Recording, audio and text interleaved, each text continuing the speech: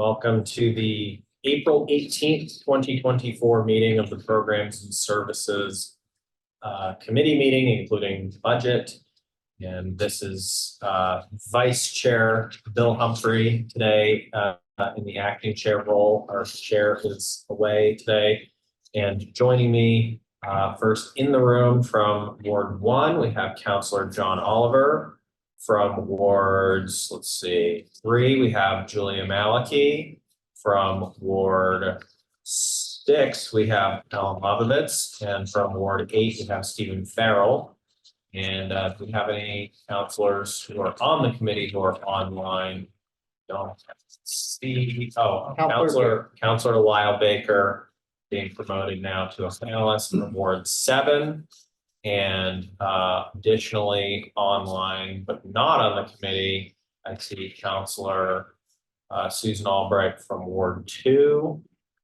And I don't think anybody else is there besides, yeah, we mentioned you, Councilor Baker, welcome.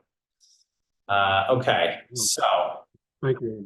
I will have to drop off a bit because of an academic meeting, but I will return.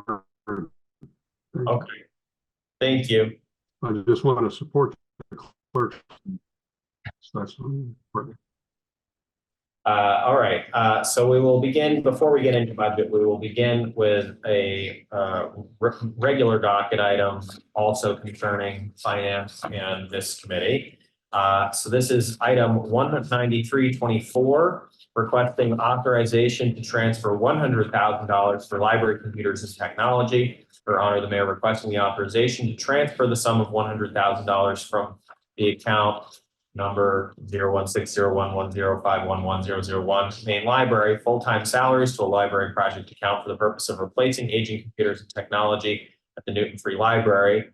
And we'll be hearing from Jill Mercurio, our library director, who will be getting 2 bites at the apple tonight. So Ms. Mercurio, thank you for joining us. And if you could let us know a little bit about this item, that would be great. Yeah, I'd be happy to. Thank you so much. So this item is really important for the library. Today's modern library runs on technology. We haven't had our computer replacement line in our regular city budget funded for a number of years.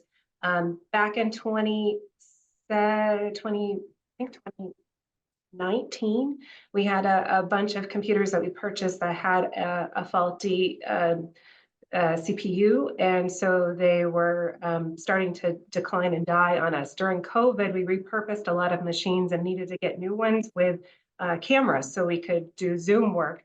And at this point, 48% of our fleet is over 6 years old, but I would say even more of them are closer to 7 or 8 years old. With Microsoft advancing their new Windows operating system, our current computers, many of them will not be able to function soon. They're not going to connect to our printer drivers and things like that. So it's going to cause much more problems at the library. Moving money from our personnel lines, this is due to attrition. We had some big retirements this year. So the funding there, if put towards our computers, will really do a world of good in updating our equipment in the building. Thank you. And we've been joined from Ward 2 by Councilor David Mickley. Thank you. Members of the committee, did you have any questions on this particular docket item? I'll start with Councilor Oliver. Great, thank you, Chair.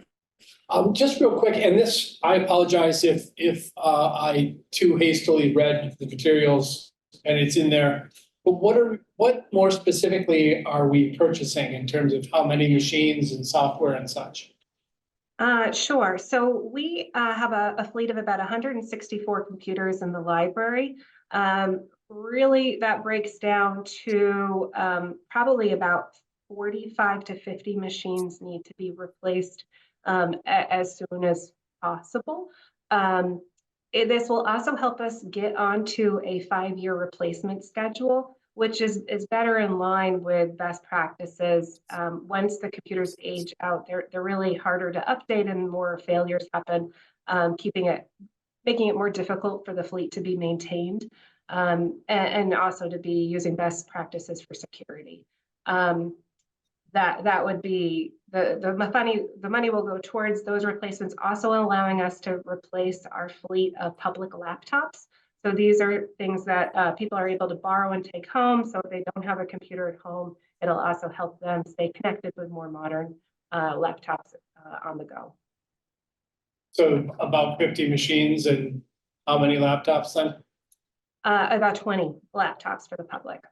Great, thank you, I appreciate it, that's all. Absolutely. Thank you, Counselor Oliver. And I noticed as well somewhere in the budget documents, it mentioned that the library deals with its own IT side as opposed to the IT department. But I saw our IT director nodding along, endorsing the best practices there. Yes. Like, all right. So that's always good. Counselor Malik, you had a question. Yeah, so I think it was partially answered. I wondered how many computers of the ones we have were in need of replacement. If you, Microsoft and the software people, they introduce new operating systems at certain intervals.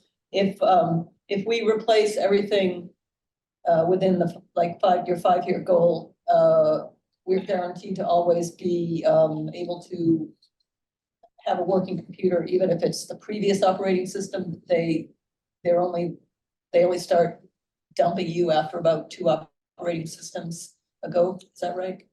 They do tend to phase you out and force you to buy machines quicker. Honestly, we've done a tremendous job letting this fleet hobble along. There's certain programs that we can run on the computers. If it's just like, for example, our public catalog, it doesn't need to be as robust as other machines that we have in the building. But yeah, best practices every couple of years, we should be replacing fleets. And our plan is to really stagger these purchases. It's easier for us to roll out. So we would do one department at a time and try to space it out as much as we can. So we're stretching out that cycle so we won't find ourselves in a similar position in the future. So at any given time, some computers may be older than others, but they're all on whatever is the most up-to-date operating system. Yes, ideally we'll be on Windows 11 with the rest of the world, and for better or worse. And that really helps us make sure everything is connecting more seamlessly. Okay, thank you. I never heard of a bunch of computers referred to as a fleet, so that's kind of cool. Counselor Farrell. Thank you, Chair. Ms. Mercurio, I may have missed this part, but of the computers you're replacing, how old are they in general? And do they still have any serviceable life? And I'm particularly interested in any thought or possibility of making them available to students who do not have computers at home or Yeah, it's an interesting question. We've really nursed a lot around. So I'd say right now I have about 20 machines that are 9 years old. About 34 of our fleet is 7 to 8 years. At this point, they start to not be as useful as a hand-me-down even to somebody else. We often keep a lot of aged fleet on hand if we need different parts to help us out. And so we try to recycle what we can use again and again as much as we can. But I would say after a certain point, they're not going to be a welcomed gift to somebody. They'll be more of a bear to try to get to work the way that people would hope them to. are there programs that would be interested in having those computers in order to recycle them, upgrading software or whatever within the capacity of the machines, who would then make them available at basic levels to some students? We go through the surplus process when things are past their life.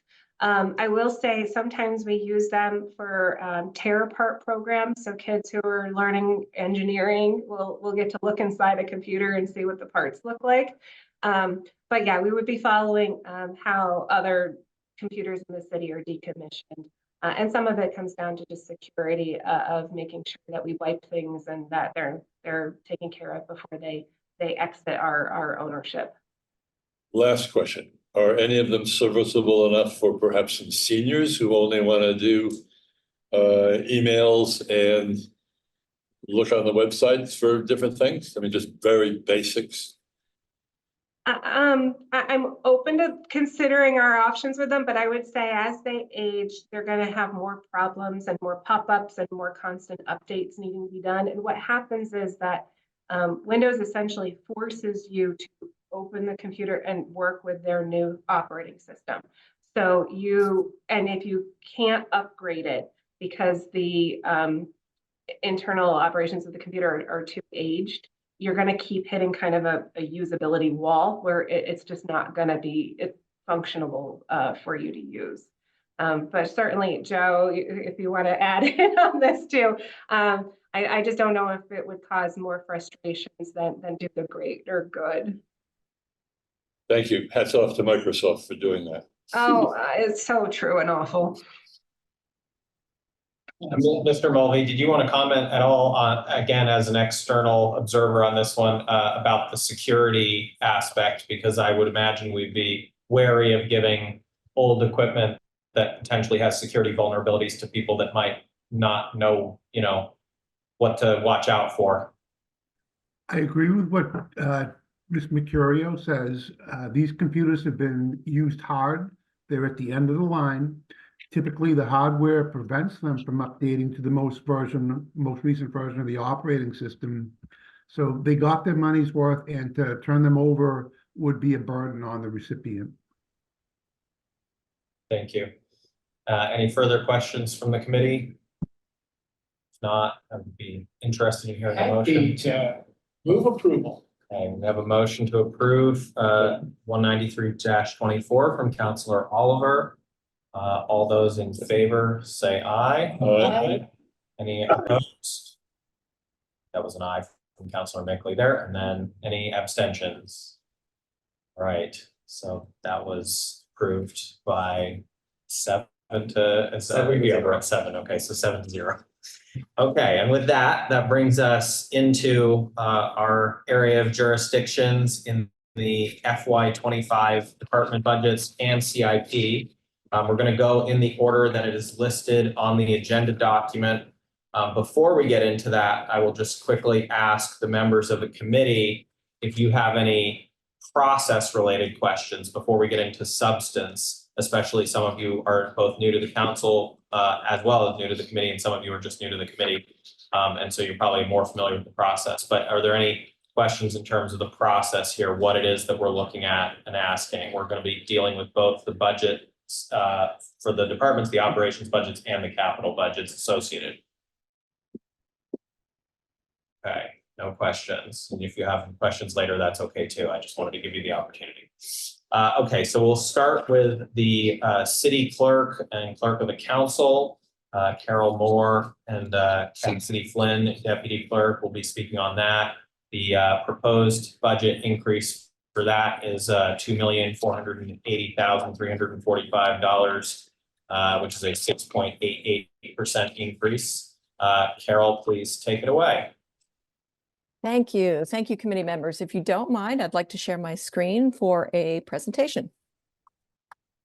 Let's see here.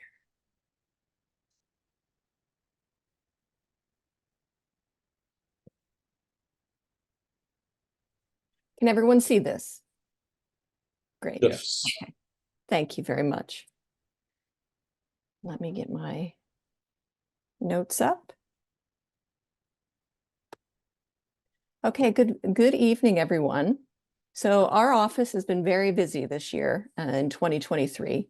And since we were fully staffed for most of the year, it helped us focus more on reviewing past practices, identifying areas for improvement, and working with our new elections equipment and vote by mail processing. We currently are interviewing for our only open position, which is that of committee clerk. To reflect on 2023, I wanted to show some data that we've collected for the council side of business. The meeting views in new TV, we had 3,820 meeting views, 93 special permits were issued, 141 meetings were held, 15 ordinances passed, and 420 docket items were created in 2023. And what was new in the fiscal year? We did quite a bit on the council side. Assistant Clerk of Council Scott Matthews led the rollout of the new docket tracking system. Committee clerks Danielle Delaney and Jacqueline Norton have been an integral part of testing and setting up docket tracking for implementation. We have been practicing Zoom security procedures and will continue to research the best way to remain transparent in our virtual meetings, all the while protecting the public's right to comment and feel safe. We created a set format for reports to ensure consistency for better public understanding. Our committee clerks are developing manuals for best practices and continuity. We also held a successful inauguration on January 1st for our counselors. We also created quite a few online services in the past year. Our auto dealer licenses, the applications and certifications are online now. Grants of locations, water, sewer, and drain extensions, as well as Scott Matthews worked with planning to create special permit payments online now. We are also in the middle of transitioning and preparing for an online code management, which I am using this new system to get that 2022 RECOD up. Docket item will be coming soon. And I'd like to talk a little bit about the city clerk side. Our vital records, permits, and compliance side of the city clerk's office maintains our busy front counter, as well as processing our birth registrations. We had 4,137 births registered, 918 deaths registered last year. Our marriage intentions, we had 436 that we processed. We had 2,230 dog license issued, and off-leash permits, we had 1,771.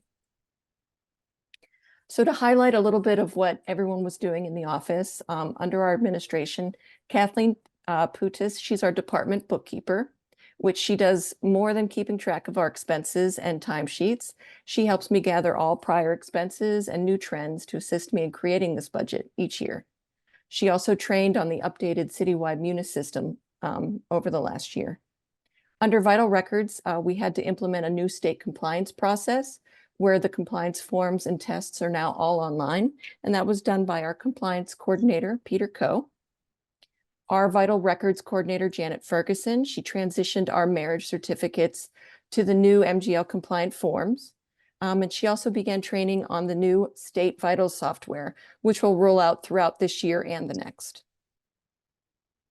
Under our licenses, our permitting and licensing clerk, Jen Bresloff, she updated our DBA applications into NewGov, which would be online. And our dog licenses are being sent out just now to residents. And I'd like to announce that our top 5 licensed dog names for the 2023 were Luna, Bella, Lily, Rosie, and Stella. Under our archives, our city archivist, Jessica Eldridge Young, she's been working on the organization of our space on the 3rd floor of the library and is nearing completion of that large task.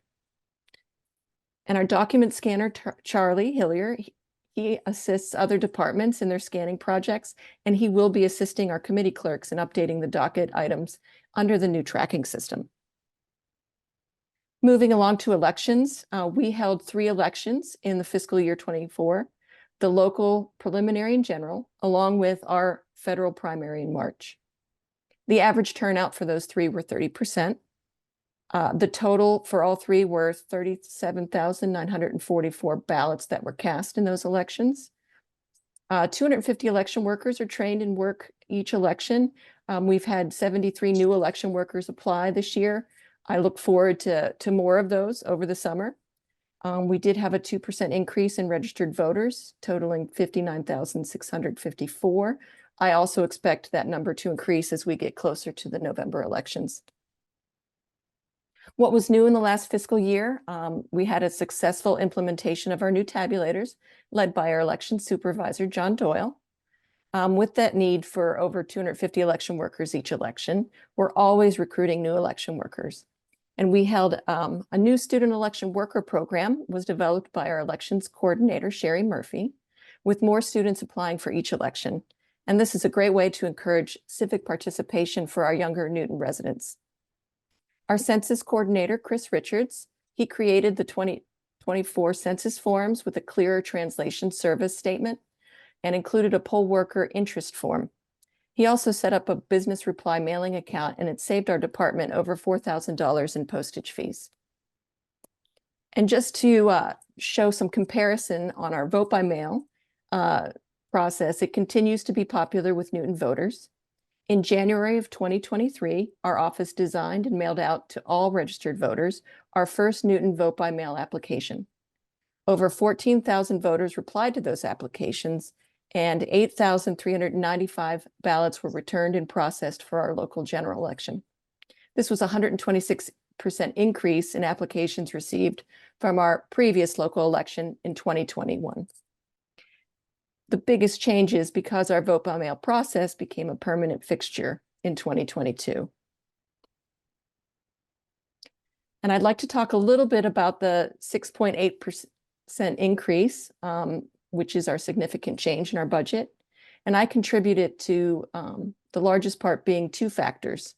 First, the reinstatement of our part-time admin assistant for the council side. That totals $25,000. This position was removed during COVID, and we are very much looking forward to having that support back. And secondly, as this is our busiest election year coming up, and with our new vote by mail expenses and the election workers needed to turn those ballots around in a short time frame, all of this has added expenses to our election budget. Also, postage will be increasing in July, as there have already been 2 price increases in the fiscal year of 24. So I'd like to talk a little bit about the goals and strategies for the new fiscal year. I have 4 outcomes. And outcome 1 is increasing our levels of service. We will always continue to research and find new ways to make a resident's experience with the clerk's office easier. Deputy City Clerk Cassidy Flynn, she's been working with our DEI consultant, Racial Equity Group, to develop an extensive training workshop for our city clerk's office. And our HR office has provided an opportunity for our front counter staff to attend customer service training. And with that, continuous professional development fosters new skills, builds confidence, and always strengthens our team. And drawing from the positive responses of our student election worker initiative, our election workers have expressed their happiness in sharing civic pride and responsibility with our students. And so in light of this, we will continue to promote this program and hopefully have more involvement this fall. And as our workload permits, we are committed to enhancing the design of our polling locations to allow election workers a more efficient space to process those vote by mail ballots. We will review and upgrade our set of polling locations with more signage and election furniture to assist voters in their election day experience and help our election workers process those ballots. And we will continue to make minor adjustments to the city council docket tracking system. And after the reinstatement of our part-time admin, we will assist city council and develop the monthly city council newsletter, and they will also assist in report writing and the docket tracking upkeep. And outcome 2 is working with new technologies. The city clerk staff continues to look for more ways to utilize online services while maintaining great customer service at our front counter. And we will find ways to try to find social media and technology for greater voter outreach. And of course, I mentioned briefly before, implementation has begun on our online code management. So I hope to have rollout and training expected this fall for city council and city staff. Outcome 3 is supporting our staff while we learn new software programs. I'm not exactly happy with this plan, but both of our main state software programs will be new this year, and we will have to train and learn both our state vitals and our elections programs within our busiest election year. So this spring, we will begin training for the death certificate reporting with birth and marriages later in fiscal year 26. And this summer, the state will roll out the new state voter registration and election software. The training will be extensive and time sensitive, as we need to learn this before the September elections. Outcome 4 is to collaborate with our HR department to hold a comprehensive review and excuse me, does anyone see? Hold on.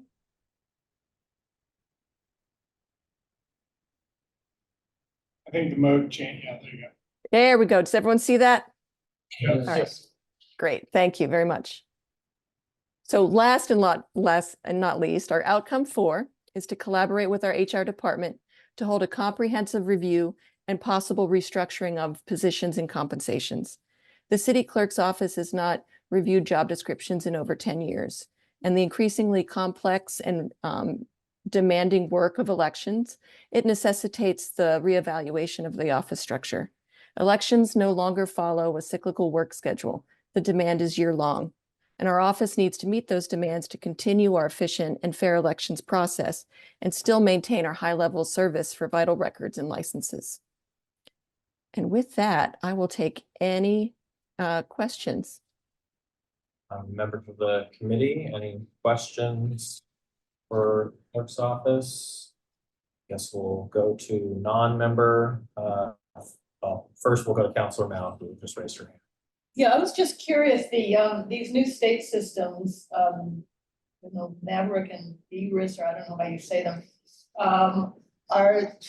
what will change for, I guess, the user, the public, and what will change for the city? Is it something that once? These are not public systems. Okay. So it's They're held all in in-house. a state database, and are there any future benefits to the city for this switchover? I am not aware, as I've not seen them yet. So it is basically the VRIS is how we perform all our elections. You know, if you request a voter roll or any records, we get everything through the VRIS system. And that is, I don't know if you've ever noticed in our office, we have 2 computers at most of our desks.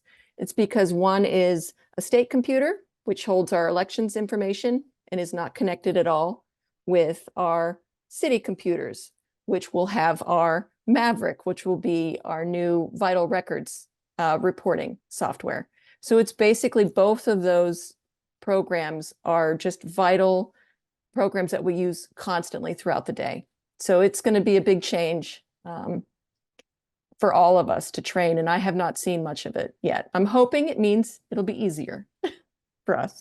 It's something where right now every city and town has might have their own system, and this is going to put every city and town on the same state system? No, every city and town has this, and we'll be going through it with us. We're all going to be learning at the same time. It's just, yeah. Thank you. Councilor Farrell. Sure. Yes, I don't have a question. I just want to say that the introduction and support that the new councils for certain have received has been exceptional. Thank you very much for that. Thank you. Councilor Oliver. Great, thank you, Chair. Thanks for this information, super helpful. I'm just gonna start by saying thank you to you and the entire staff and the clerk's office. Jack, that definitely includes you. There's no way we could be doing what it is we need to do without your support and your help, leadership in a lot of cases, so thank you all for that. There are just a couple of quick things in here, just one statement. Oh my gosh. 1,771 off-leash dog licenses. Wow. Right? That's just Ward 8. I mean, that's 132 grand. Oh, wow, okay. That kind of took me by surprise. That was a much bigger number than I thought it would be. But I am curious, you mentioned in a couple of your outcomes the importance of training. And it's interesting, is training not in the clerk's budget? Is that all held at HR or somewhere else? I didn't see a line item for it. So I have talked to the finance department, and it wasn't added. I don't know if Perry wants to speak to this, but erroneously it was missed for some of the training that we do pay for, which would be for my deputy city clerk to receive her certification in municipal clerk. We're going to move around some money maybe that's left over for the new year into training because we do need yearly training for anything with elections. So no, it is not there. We're creative. A lot of our training is free if I can find it. I know CTO Mulvey just had a training session for some of my staff on Excel. So we do get creative, but we will be probably any monies that are identified at the end of this year, I will be moving into training for next year as well. But no, there is it has not been added to that. Okay, no, I appreciate that. Thank you. Mhm. You're welcome. One last question that I have that I'm probably kind of more interested in this year than I have been in the past. And I do intend to kind of ask this one of every department. So I guess maybe heads up, but it's kind of a softball question, but I'm just curious, like, within this budget, is there an item, or I should say, in addition to the budget that we have here and the work that's ongoing right now at the clerk's office, regardless of funding source or anything else, what would be the next thing that your department would want to do? I think I have to say, so if you look at outcome 4, I really need our office to be researched on workflow. It's different, even since the short time that I've been here. Elections has really thrown a wrench in every town and city in Massachusetts with the new vote by mail. And I'm not saying I want to go back. I think it's great to give voters as many options as possible to participate, but it does change our workflow. And that's my number one. Once I get done with online code management and getting fully staffed again, I'm back on that again, is trying to figure out the best way that our department can handle the influx of the work. Is that I think that's what you were looking for, Counselor Oliver? Okay. Another way to put it is, if you had $1 more, what would you do next? But Yeah, thank you, I really appreciate it. Thank you so much. you're welcome. Thank you. Counselor Albright. Thank you, Mr. Chair. First, a question. In your statistics, which were all very interesting in the beginning, you said we only passed 15 ordinances last year. That's I'm what I looked at. What qualifies as an ordinance in that counting? Not orders, Counselor Albright. That would be many more. Council orders go with almost every docket item. No, ordinances are ones that are changing Changing the Our words of an code. ordinance? of Yeah, our code. Yes. I'm surprised that it's only 15. I'd love to know what they were. Oh, Maybe I Not can now, show you not that. now. Yes. yeah. And I will echo the others who said, who thank you for all the hard work that you do to support all the work that the clerk's office does for us and for the rest of the city, for that matter, in elections. The training thing, was there training money in the past and not this year, or is there never been any training money? I would say usually not so much. No. Okay. So maybe that's something that we should make sure as a line item in the future. We should think about that when we get to the budget for next year. And one last question is, so your budget went up by 6.88%. Mm-hmm. So what were part of that is a new halftime person. Mm-hmm. That I'm sure that caused a significant rise of them. But what else? Is it postage? Was it postage and the new person? Is that where the change really comes from? Mostly because we use, on the city council budget side, we send out a butters list. We have to pay for postage there. City clerk, we're doing vital records, mailing out all the time. So that increased there. Elections, absolutely. Those vote by mail ballots, whereas the voter doesn't have to pay to return them, we have to pay postage to get them out. And if there's a problem, send them back out. So postage across the board. And as well, I think we had to increase the election worker pay for this coming because of September and November. I have a feeling we're going to have a lot of people in mailing during the day. So we had little increases there, but the postage and that all added up very, very quickly. I'd love to know at some point how this breaks down, the budget breaks down by the vital statistics part versus the council part versus the elections part. And how that matches up to the time that you need to do the work that you do. Just to see, you know, is every group being fair to every other group Mhm. and No, that, supported to get the work done? right, that would be great to add that when I'm working with HR on kind of the overall workflow. Yeah, so not for now, but maybe if we can think about it for later. Mhm. Thank you very much. You're welcome. Any other questions?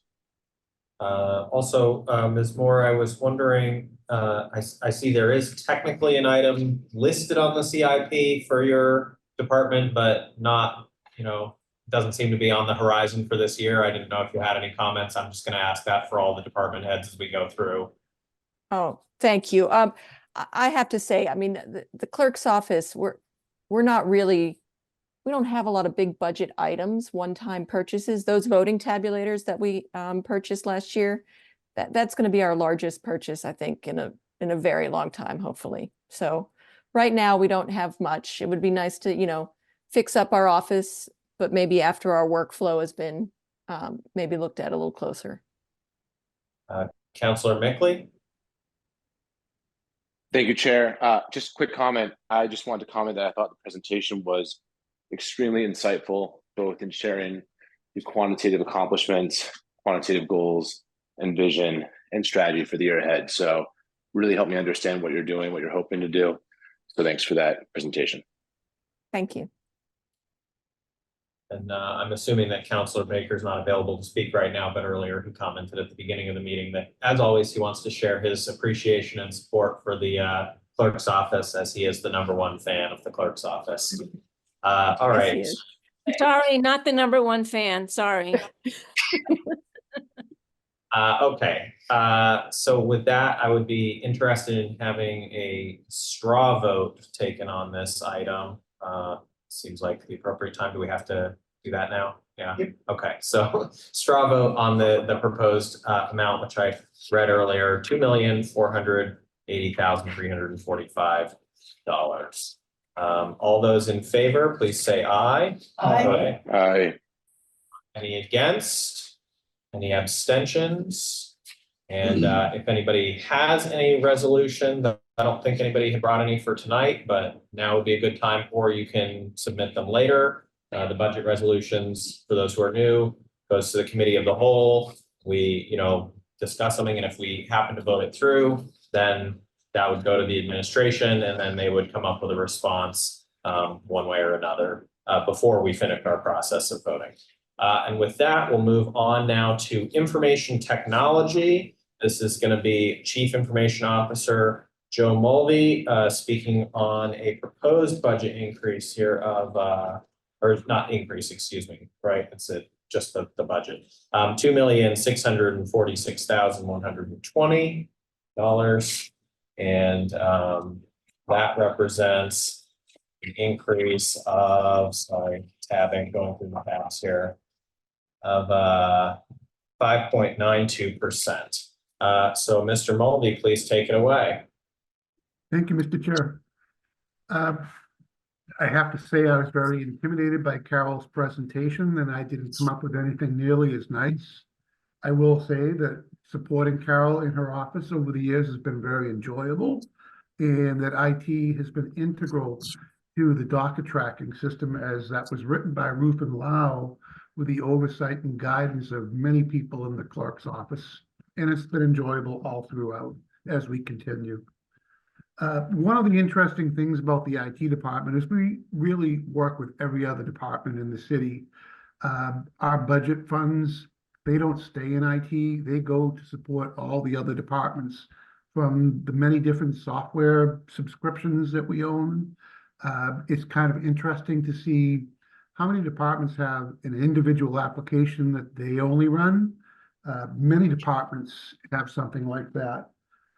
In addition to the really big systems like our financial system, which is Munis by Tyler Technologies, we have never been so up to date with that software before. It's really been helpful for us. For the first time in the past 2 years, we've had a single financial system for both sides of the books, and that's been really convenient for all of us. We are working on new financial portals. The Employee Self-Service Center has allowed employees to make minor changes to their personnel information. We rolled out the talent acquisition through a portal for the Parks and Rec summer help this year. And we just this week are seeing all these new part-time staffers being brought into the system. And it's a joy. It's so rewarding to see it come in a way that doesn't require hours and days of data entry. Next on the agenda will be to do a portal for the vendor self-services, allow vendors to create accounts with us, to submit bids online, to retrieve POs, to submit invoices. We expect that it's going to be very successful, even taking it as far as contract management and using DocuSign to sign online.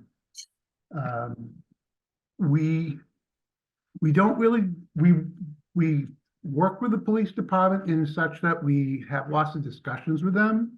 We happily handed the keys to their new staff this past year. We still work with them as needed and are always ready to help. Zoom, we've had a lot of discussions about that lately. We have 50 licenses. We have unlimited video storage. Maintaining the website. We've been doing that since about 1997, and we are working on a couple of initiatives there. We're working with Google to try to make a better search engine, customized, and we dove into artificial intelligence, and we're working on bringing out a bot that will help people to have a more interactive experience. We think it's important to have something that's available 24/7, and that seemed like a logical avenue to pursue. Web development, as I mentioned, the docket tracking was very, very consuming. It took a lot of time, and it continues on, but there are other applications as well. And one of the things that we've enjoyed the past year is that we began moving all of our applications into AWS. This is a security measure because a lot of our web servers that we were hosting on site were aging. They're more expensive to replace. With AWS, Amazon Web Services, it's a much smaller, palatable subscription. And updates are pretty much not a concern anymore. Rufin, our web developer, is working with them to enhance the firewalls to protect those systems, and it's going really well.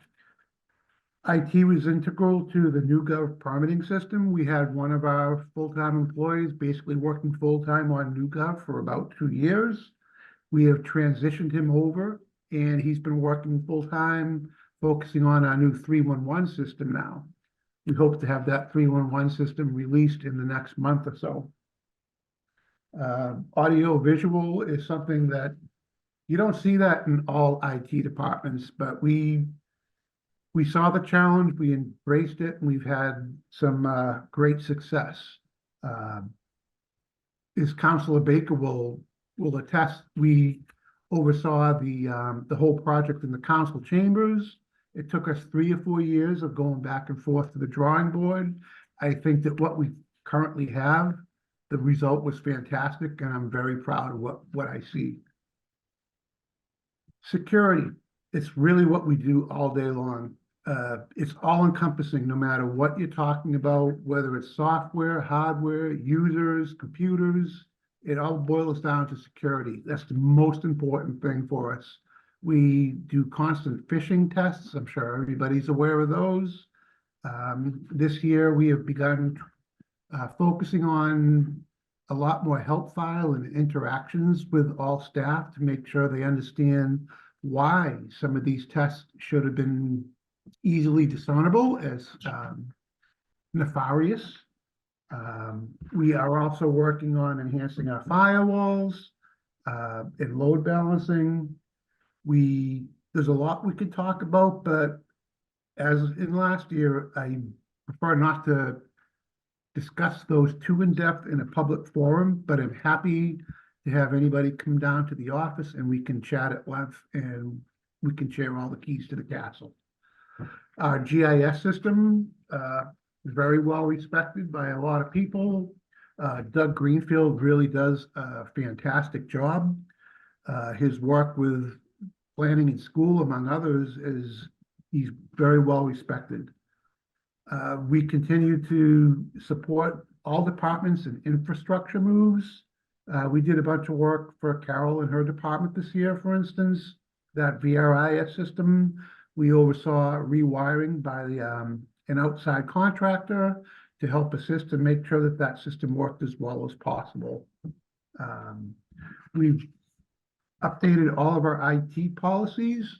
They're still under review, but we're very happy that they've finally been off of the burner because our auditors have been asking for those for a number of years. Excuse me. Another neat application written by Rufin is this item that I discussed, our reduced non-emergency 911 calls. It happened just as a minor conversation waiting for a meeting to start, and it's really blossomed into an incredible application that benefits the dispatch center and fire and a lot of the fire inspectors that look after alarms and systems like that. In the old days, it was a piece of paper that would be faxed over every night at midnight. Nowadays, it's this huge system. Takes training. There's an app on smartphones that allow the contractors to report when they're bringing an alarm offline for testing. And it's been a boon, and it's very cool, and it's only in Newton. Oversight and assistance in software. As I said earlier, many departments have a piece of software that only they use. We encourage that, support it, assist in maintaining it, and enjoy doing so. Regarding our outcomes, we have 4. Protect our data and networks using hardware, software awareness training, and employee education is always going to be number 1. It's ongoing, it evolves, it's costly. One of the nice things that we finally accomplished this year was we finished our first ever risk assessment. We've done many penetration testings and other types of contractor-led testing, but the risk assessment was very encompassing. It took about 6 months, and the outcome was a lot better than I expected, especially for the first one. They usually say, don't get your hopes up. But for us, what we saw and discussed with them, it was very, very heartening. It felt like we did a lot of our homework really well. And a lot of their observations were already on our short list of things to do. Enhancing our financial system. I already described our efforts with the portals for employee self-service as well as the up-and-coming vendor self-service. Outcome 3, discussed assist in taking major next steps with NewGov and 311. The NewGov rolled out almost 3 years ago now, and there was a phase 2 where offices like the clerks were coming on board with the applications that a lot of them were old Microsoft Access applications. We are enjoying that work with them and support them as needed. The 311 system, we had the previous 311 system for 15 years. It was the web QA system, and that was sold, and the new version was left a lot to be desired. They see support on the app, and what we found is a new company called GoGov. We're really happy with them. We interviewed a lot of companies, and we all agreed that GoGov looked like the way to go. There is an app. It has the GPS pinpointing, so you can report a downed tree or a pothole or what have you. We're really looking forward to it. The next step is training. We're going to be offering that the week after next in the first week of May. Finally, and I had already talked briefly about this, was embrace AI and Google to help enhance our web searching. So that's pretty much what I had to talk about. Happy to have questions. Also, before we get into questions, was there anything to report imminently in terms of capital improvements? It looked like probably not, right? We have one item in capital improvements. It's pretty low on the list. It is to replace our core switches at 4 key locations. And CFO Lemieux has recommended that we get up-to-date pricing for that, and it will be under review. And we are in that process right now. Thank you. I'll start with members of the committee. If you have any questions for Mr. Mulvey, Mr. Counselor Lovovitz. Who does the risk assessment and how are they chosen? So we interviewed several prospective companies that offer a risk assessment solution. And the company that we chose, it really wasn't that they were the lowest bidder, but they had the best suite of offerings of things that we wanted to hear about. And there's a lot of different types of risk assessments that you can do. I can't give a lot of detail on the other versions, but we wanted them to focus on a financial centric assessment as opposed to a HIPAA or a health centric assessment. And what they came up with was really what we were hoping for. I also just wanted to add my thanks to your department. I thought as a new counselor, you've been very helpful, both in person and online. And please thank your staff for all that wonderful service. Thank you. I thank them every day. Counselor Malachy? Thank you. So yeah, I love this department too. I love them all actually, but and I really appreciate the phishing tests and the challenges, and because I'm reading about Lowell where I used to work and what a mess policy government had when they were reached, I guess is the word.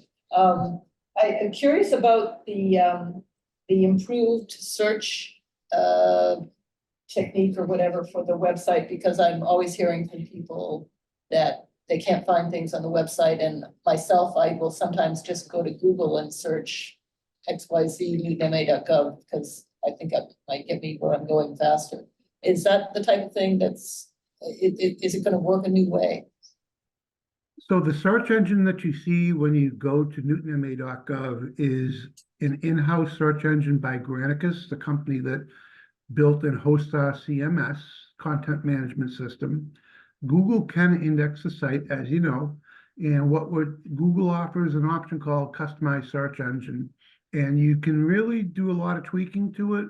And we have been working on that for many months. It hasn't been at the top of our plate, but it has been something that we keep on going back to and testing.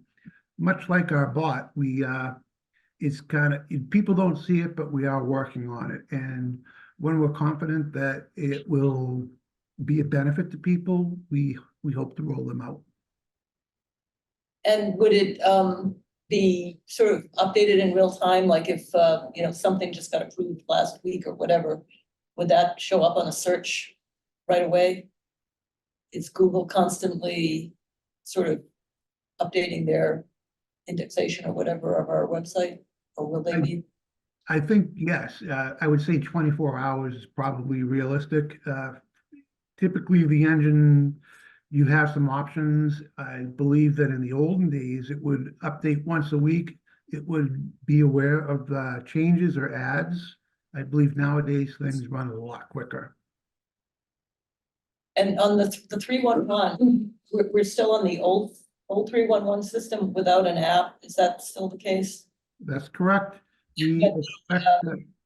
When we switch over, I assume it'll be in the mayor's newsletter, but will it sort of look the same to the user when they click on 311 on the website, or will it even be better? It will be very different. There will be a campaign. We're actually meeting with them tomorrow. They have all sorts of literature, documentation. We have training set up for the following 2 weeks.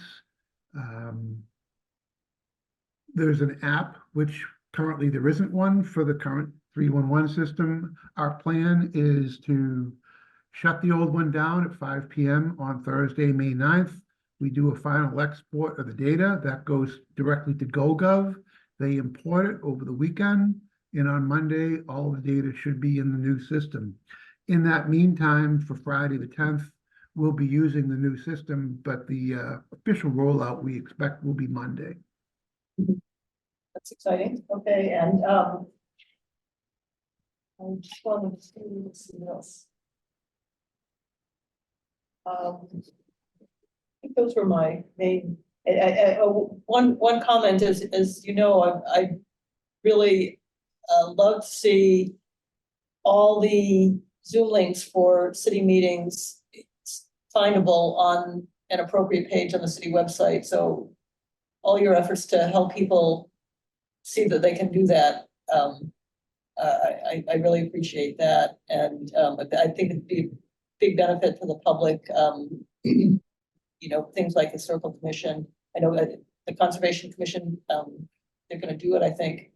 It doesn't, and I know it might seem hard to people to do this one more thing. And I myself have trouble with technical stuff if I don't do it very often, but the more you do stuff, the easier it gets, and it's just like pasting a link. So I think that will be a great help to the public.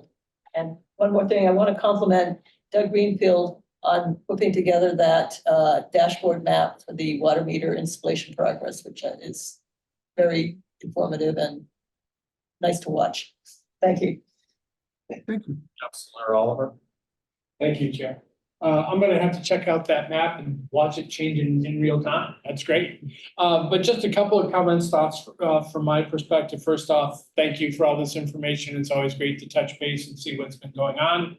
As you mentioned, probably a lot of things we don't see, hear, feel, touch until, you know, sometime down the road. But thank you for that, you and all your entire team. Thank you. Councilor Maliki touched on something I wanted to kind of explore a little bit. In terms of the unlimited video storage that we have by Zoom, most of the recordings that I tend to go and find are at New TV, right? Through their production facility, right? Their videotaping, right? Whether it's Zoom or something else. What do you tend to see being stored more frequently with Zoom? So we encourage any public meeting to be recorded. Because we have unlimited storage, it doesn't cost us anything to keep it in Zoom's area. It's not a burden on IT resources. I think I'm going to go out on a limb and guess that the Zoom videos that you look at New TV are typically going to be full board, because New TV takes the Zoom feed from the clerk's PC and broadcasts it on New TV. They are kind of the keepers of that video. I suspect that we also have a version of that, but New TVs is certainly going to be much better quality because they're using very high quality cameras. Right, like for example, this meeting tonight, I'm assuming will be stored on Zoom.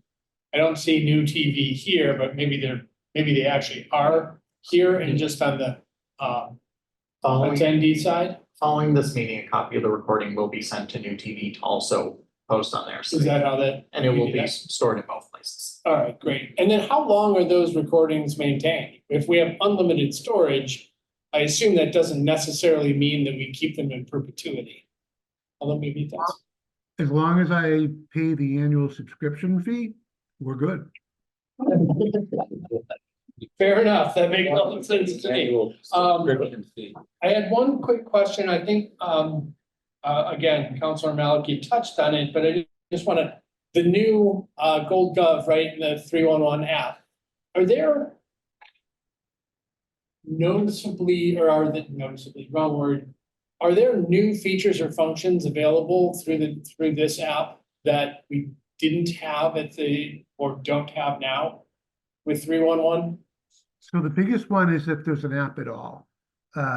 Support for the app ceased 3 or 4 years ago. And then Granicus bought the app and declared it end of life. And tried to get everybody to go to a solution that they bought called Rock Solid. We seriously considered it, we reviewed it.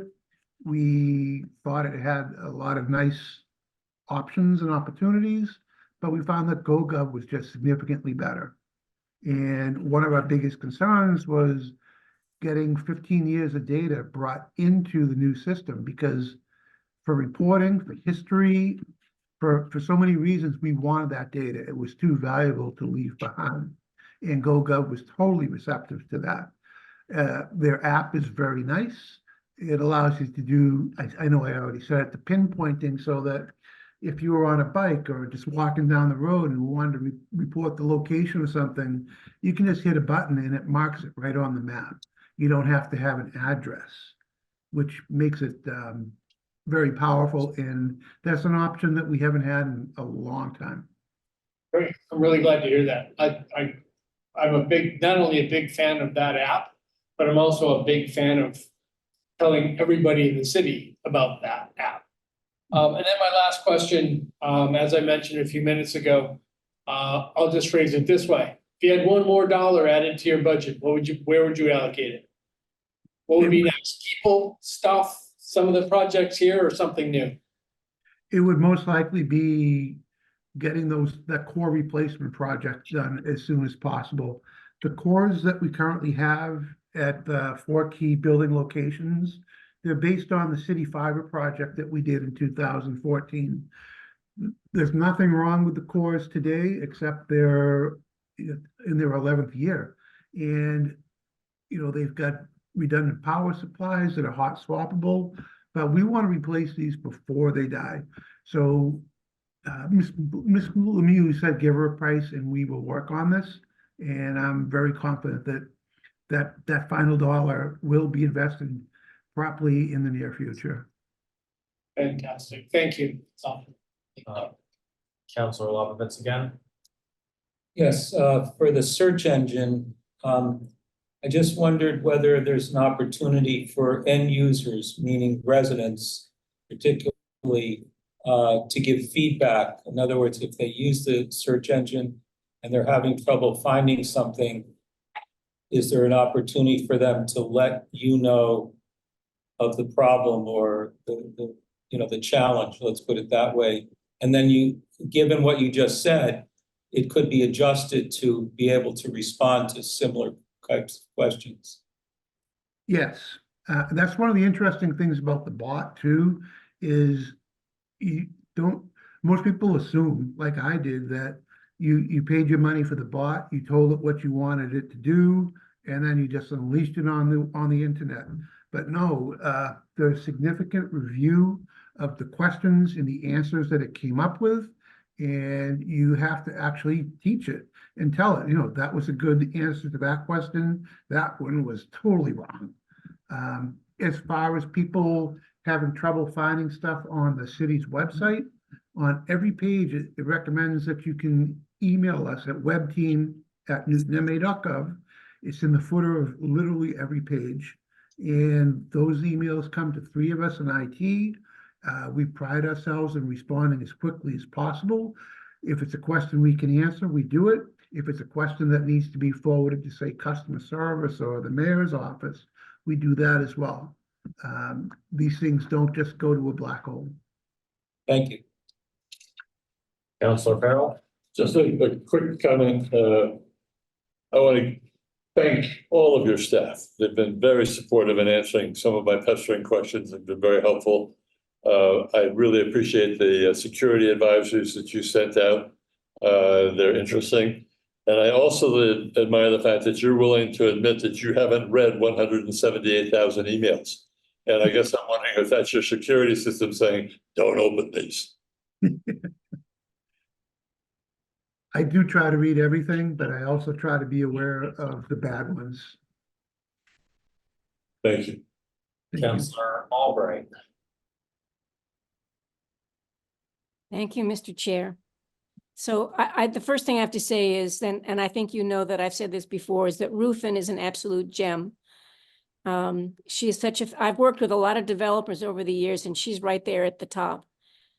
She's really, really talented. And one day I would love to see you hire another developer to work for her. Because I think so much, she's split in so many different directions. Mhm. And she does everything so well, but just think how much more we could get done as a city if she had some help. So that would be my suggestion, Councillor Oliver, for what he could do with his next dollar. Take a few more than $1 though. Do you have any idea when the new Google search will be released? We've been working on it, and no, I don't off the top of my head. It is something that was coming along quite well, and then it just got put aside for a couple other things. Let me take a look, and I can get back to you and give you an estimate. That'd be great. It would make so many people in the city will be thrilled when it's released. So yeah, it would be great. And my last question is, something happened over the weekend and my computer rebooted and I lost my login to Outlook and I don't remember my password, and you can't reset your own password. And I had not a big, but a conversation with, I think it was Greg on Monday, that it costs a lot of money to buy the piece of software that would allow us to reset our own passwords. Is that correct? It's basically the next level of our licensing for Microsoft Outlook and how we use our Active Directory. So yes, it's quite expensive, and I believe that we have been so responsive that we can get people squared away very quickly as soon as they reach out to us. No, that's been great, but I didn't even think to call over the weekend. Is there somebody available? If an email, well, for us in IT, any voicemail comes to our inbox. So I would have heard it, and we would have taken care of you. So it's what is it? Is it in the range of tens of thousands of dollars or hundreds of thousands of dollars, or where is it that gives us that ability to do that? So one of our challenges has been that our Outlook licensing has grown significantly every year. If you look, I believe this year we've asked for next year for something like $172,000. Every year it seems to increase by 10 or more. And every year I say to myself, at least, how could it possibly increase any more other than, just the individual cost of a seat? But it just, every year we end up coming up with more licenses required. I mean, we saw it in the past 2 years when we brought police online with us. And that was a very successful project that we knew from the get-go would be expensive. I would say that when you take a full-time employee or a position and turn that into 2 part-times, we still have to pay for full-time licenses. So that really hits us hard. And as far as the cost for increasing or enabling the ability for people to do their own password changes, again, I'm going to have to get back to you on that. But I know that the last time we looked at it, which was 3 or 4 years ago, we just felt that the cost was exorbitant and really not worth the investment. Okay. If I was going to ask for money, it would be elsewhere. Yeah, if you have a chance to just know what that cost is, you can just maybe email it to me. Thank you very much. Thank you. Joined by Councillor Martha Bixby from Ward 6. Any further questions from anybody on or off the committee about the IT department's budget proposal? All right, at this point, I would entertain a straw motion to recommend to the committee of the whole a proposed budget of $2,646,120. All right, all those in favor, say aye. Aye. Aye.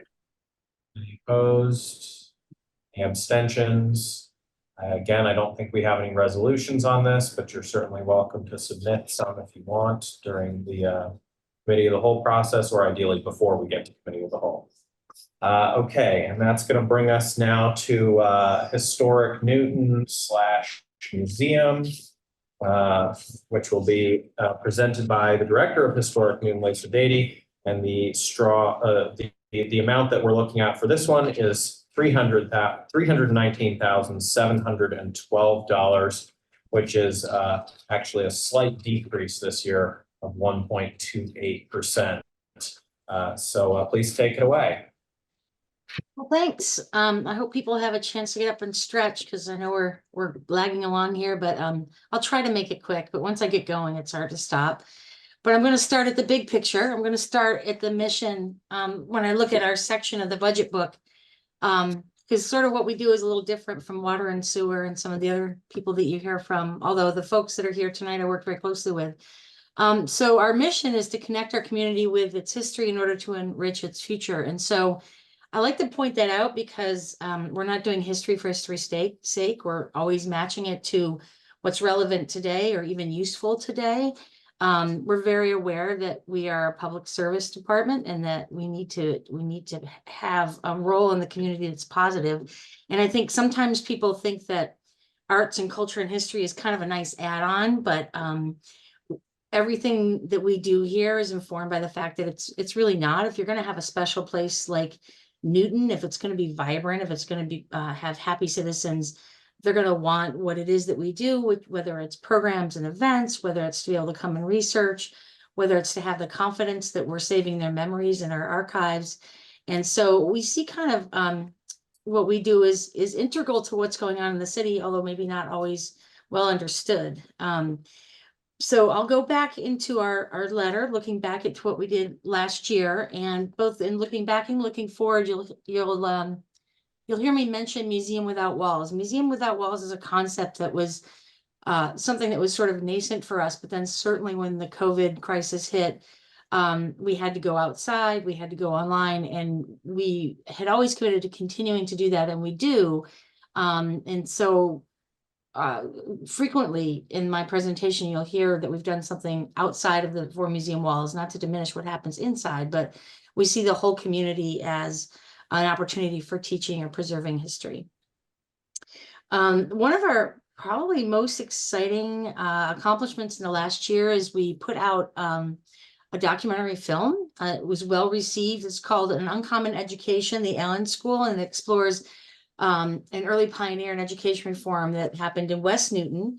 But it's a meaningful story to all of Massachusetts. And we got a great grant from Mass Humanities that kind of recognizes the fact that this story goes beyond Newton. We had a companion exhibit that we opened before the film was complete, and we continue to move it around the city. It's been, of course, at the Allen Center where Nathaniel Allen's home was. And it's been in City Hall, and it's something that we moved to the Unitarian Church, and we can continue to move both the exhibit around the community, but also the film, which will be having a lasting impact for years to come. So the film is, the way we used it in the last year is we had several showings. And the thing that I'm most excited about that happened last year and is going to continue to happen is that we use chunks of the film as tools for when we work with teachers. So we had a professional development day for, and I'm sorry, I forgot which grade it was, but Newton Public School teachers who used clips from the film and worked with our educators. And they weren't actually looking at the content of the history, but sort of what is the pedagogy that Allen used and how they teach and how they inform each other. That was fabulous. I know that this committee also finds what is happening at the Burying Grounds interesting. I remember last year we had a discussion about South Burying Ground, which is on Winchester Street, and everybody was really excited about the fact of not only taking down the chain link fence along Winchester, but leaving it down, which we've done. And then on the south side of the Burying Ground near the lumber company, we put in bollards to kind of protect from cars and snow. So that represents, we are almost done with a master plan that started more than 10 years ago using a large amount of CPA funds. We are getting to the last few dollars of our CPA funds for the Burying Grounds. And so it'll be time to look forward to another master plan. But that's an exciting piece that we're wrapping up. We always continue, oh, the outdoor history signs. Some of you have seen our outdoor history educational signs. The most recent ones that went up physically were at Crystal Lake. There were 2 there. We're working on the content for Newton Lower Falls, and we also are working on Burying Ground signs. And some of you are aware that just down the street from Jackson Homestead is a place called Spears Park, where community is contemplating putting a community garden, and that's another spot that we feel we could do some education around Nonantum and Newton Corner there.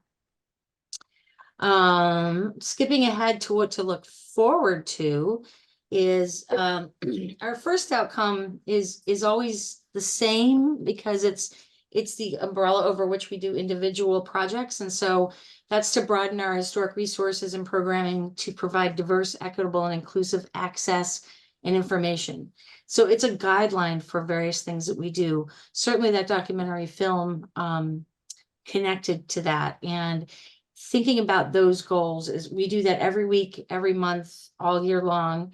Whether it's Black History Month in February, we're still talking about Black History Month in the other years. It's many of you know that Jackson Homestead has a history of abolitionism and being on the Underground Railroad. And so that's something that's a through line through what we do all the time.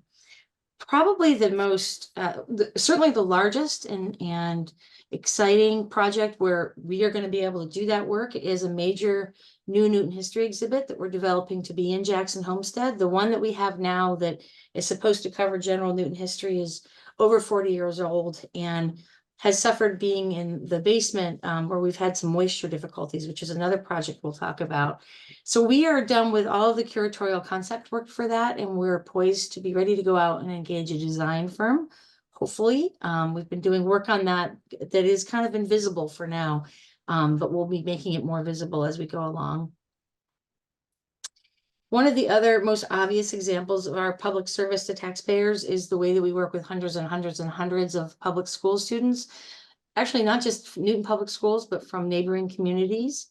And at some point, I'd love it if you guys went online and just looked at our education page, because it gives you the broad menu of programs that we have, not just for kids, but we're very popular among the senior set in Newton. We do a lot of presentations to assisted living centers, and we have a large menu of history lectures and presentations that we do with them.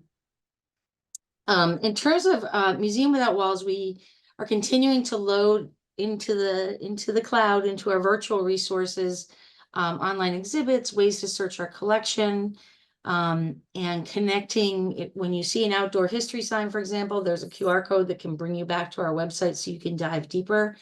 And one of the notes that I made here is many of you realized that it was just a few weeks ago that we uncovered the time capsule that was put into the library in Newtonville. I don't belong in the history biz because I can't remember exactly. I think it's 1936 or 38 or 39 that was put in there. And so we have the time capsule here, and we're working on researching it and exploring it. We'll put a few items on display, but we're going to work with the library to hopefully get, if not all time capsule information out there on display in the coming year. And that's yet another example of our Museum Without Walls. We're going out to the library. We have a great article about the opening of the time capsule on our website. And so in any given opportunity, we try to hit it in many different directions. Our third outcome is the stewardship of Jackson Homestead and the Burying Grounds. Again, this is something that we have an area that we talk about every year. In terms of what's happening at Jackson Homestead, as I mentioned, that there's been moisture in the basement and some degradation to the foundation, and we need to look at it as an improved space for collections, exhibits, and people. And so we were very lucky to get CPA funds last year for a feasibility study. And the architecture firm that's working on that will have cost estimates to us. And they say 2 weeks, but let's call it 3 weeks.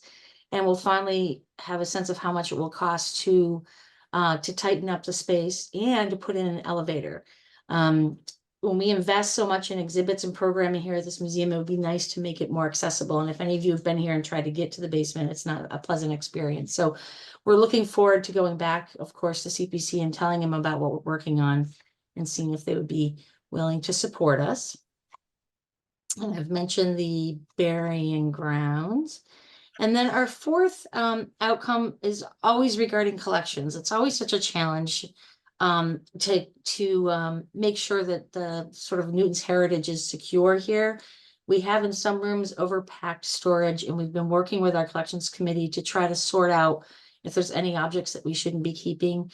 We've applied to a major grant from the Institute of Museum and Library Services, and we're going to hear about that in August, which is a 3-year grant, which will give us the people capacity to sort through our collections and make sure that the things that really sing, the treasures that we have are being well taken care of, and the things that are redundant or broken or that we don't have information on, we shouldn't be spending money on keeping them.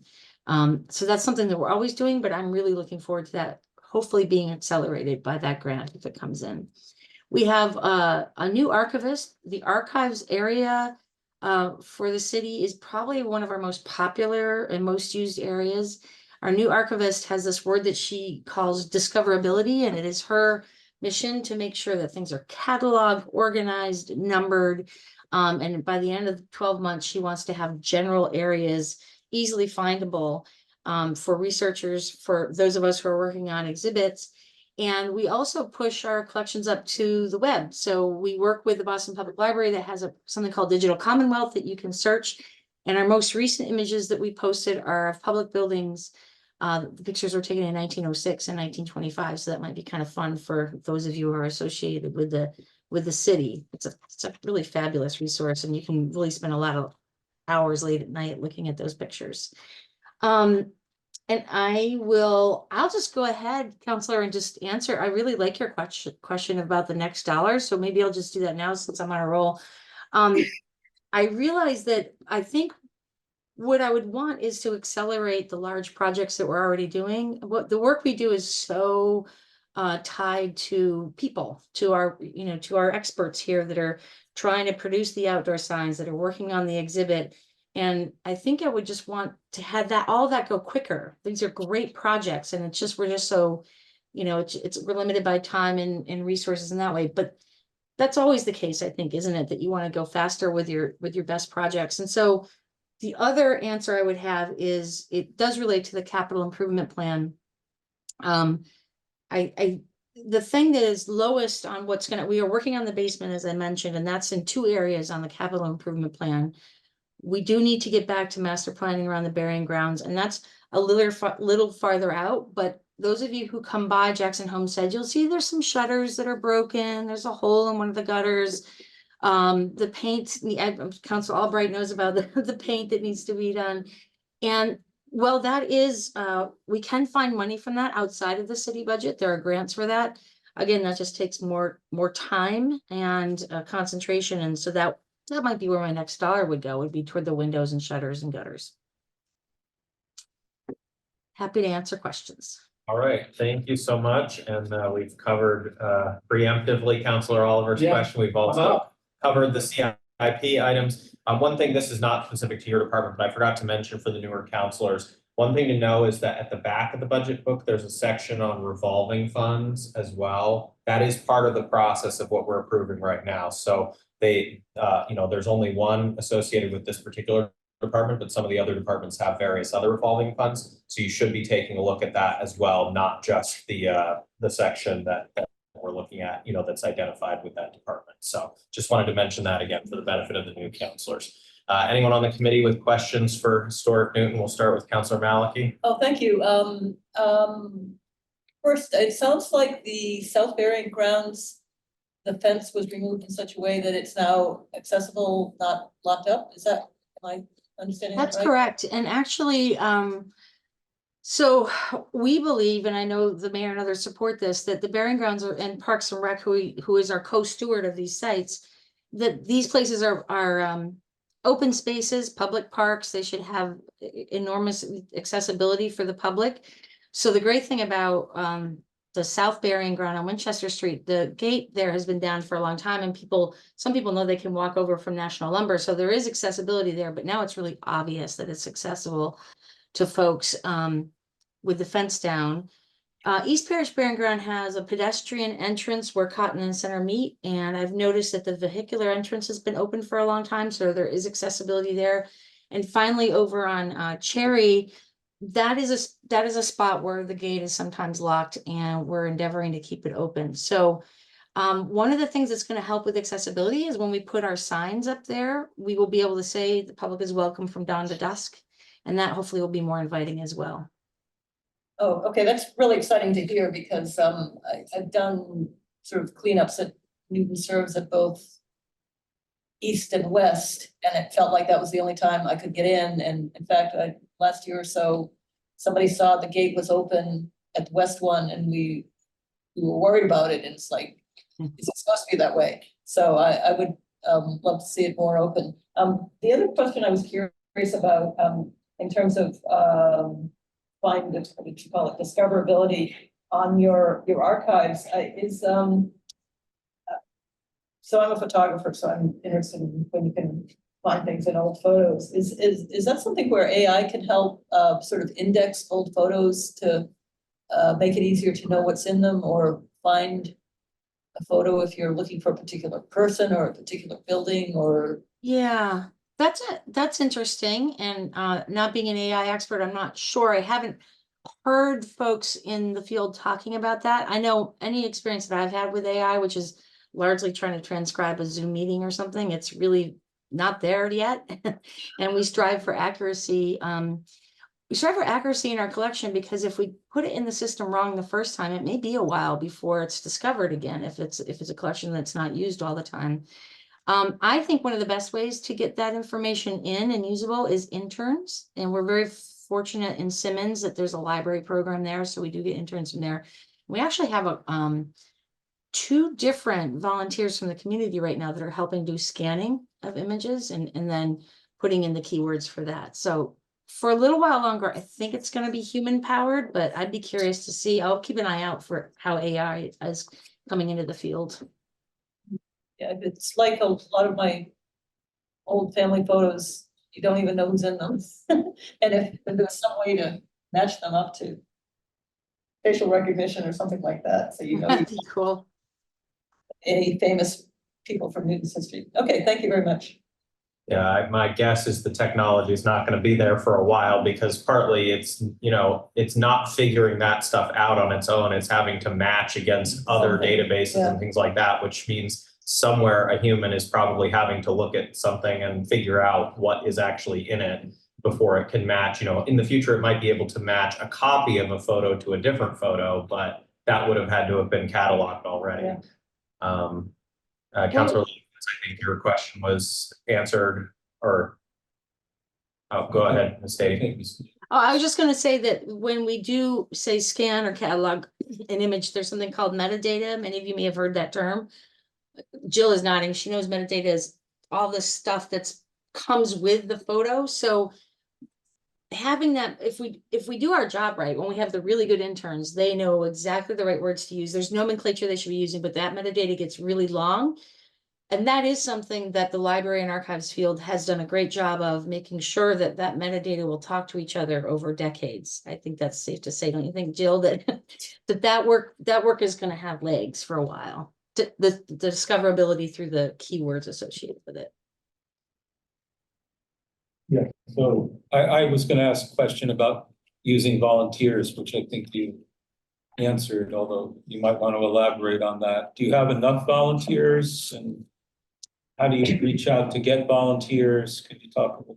Yeah, we actually, I'll be honest, one of the things that we've done, well, here is actually a huge part of what's been happening to us in the last year. We have had people retire or go on to other positions. So we have had periods of vacancies and quite a turnover. And this is turnover in key positions like curator, community engagement manager, education manager. And so when that's happening, it's hard for us to then also be great hosts for volunteers or interns. But our new education manager is a fabulous volunteer coordinator, and our new manager of Durant Kenrick houses as well. So they're having regular volunteer days doing grounds work over at Durant Kenrick. So that's great for people. Or we also do Newton Serves every year in the Barren Grounds, for example. And so for people who want those kind of experiences, kind of one-offs, or come volunteer at Hayfest, we're always looking for those. In terms of a more regular volunteer, we've been working with the the tax write-off folks or the senior center. We get those, and we're really lucky to get people that are kind of really consistently coming in every week. And so we're always happy to hear from volunteers, but we also want to be really good hosts for them and make sure that what they are doing is something that matches their interests. So it's always a balancing act given our capacity in a given time. Thank you. We've been joined in the room by Council President Emeritus Lyle Baker, esteemed member of this committee. Thank you for joining us. No, thank you. I find I can hear you better here than I can up there. So I'm excited that even though there's lost in translation. Okay. Councilor Albright. Thank you. I didn't expect to be called on so quickly. First of all, yippee about the fence coming down on the burial ground. So thank you for that. That's terrific. Have you noticed that everything is still going fine over there, even though the fence is down? Yeah. And I have to say, if people wanted to do vandalism, for example, they're going to find out there is a way to get into all of these places. And since I've been here about 9 years now, there may have been vandalism that we're not aware of because there's a lot of tombstones in these burial grounds, but we did find some anti-Semitic scratches into a stone maybe 2 years ago, but that's all that I've become aware of. And we were able to fix that really quickly with a conservator.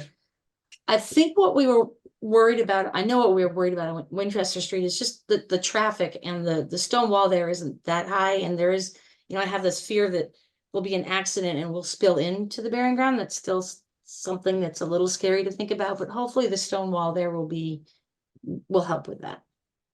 Good.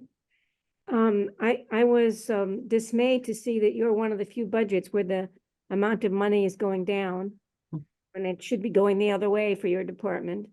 I was curious about now maybe there's other attendance statistics, but it looks like your attendance has gone down in 23 anyway. Yeah. So there is a little bit of a lag there because that's several months ago, but I've been thinking a lot about that. There's probably several reasons, but the easiest one to convey and the one with probably the largest impact is those vacancies. So for example, we lost our education manager who moved away in the spring. And so that meant that the spring field trips from the schools, the ones that were booked, we scrambled to fill, but we didn't have anyone here reaching out and booking more of those. And that even though we replaced that person, even in the fall, she was still learning and getting her feet wet. And we needed to switch out an education assistant who went on to graduate school. They always go on to graduate school at that level. And I can say the same thing in the curatorial department. Oh, and our community engagement manager. One of the whole points of that job is to market and to generate enthusiasm and to get people in the door. And Clara retired. And so, and it's not just the time when it's vacant, right? It's the couple of months it takes for them to understand us and to get better. It's and it's the stretch on everyone else, that's doing part of their job in addition to their own. And so I'm very fortunate that our team here is really entrepreneurial and really they're not siloed, even though we're spread over 2 different sites. And they're all willing to do marketing. They're all willing to do fundraising, and they're all willing to do education. And I love that about them. But if they're doing their job and a piece of someone else's, we can't all do that, right? So I think I'm thinking that's a part of the attendance. Do you think you have enough staff to get the word out about the museums and on all your programs? Yeah, and the last position we're still looking for a community engagement manager, but we have a whole bunch of pent up ideas for getting the word out. One of our goals is really to increase just general museum visitation. So in those attendance numbers, it's group bookings. We do a lecture at Newton at Home. It's people who've come into the museum as general attendance, and it's also public programs. Hayfest is 500 people in the backyard in the fall here, and that was exactly when our capacity to pull that off was the lowest, when we lost 2 part-time staff and our education manager. So that's 500 people right there that we didn't serve because of that. My focus is wanting to make sure that the museums themselves are attractive enough to attract the general attendance numbers, because that is the area for cultural institutions that did not come back after COVID. We're still at about half of the general admissions that we had before that, and that is, we're seeing that in certainly other museums, but even in like performing arts and that sort of thing. So once we get our full marketing prowess back, I really want to push just the concept of coming inside the walls. I've been talking about outside the walls, but inside the walls of the museum. You know, there are so many plaques over at City Hall embedded in the ground about historic people and events. And I read them and I say, oh, I didn't know that. I wonder if there's a way of publicizing those things more, or Yeah. making up them than just, you know, people that happen to walk by them and read them. There is a page on our website that monuments like that are just all over the city, like veterans monuments and statues, things that you kind of don't see unless you're playing Pokemon Go. You can go to our website and see the list of what we do have photos and history on, but then if you come across a monument that isn't there, let me know and we'll add it to it. Well, these aren't monuments, they're actually plaques. I remember. Yeah, there's one- plaques or T-shirt. flagpoles or, yeah. Anyway, good work, and I wish there was more money in your budget.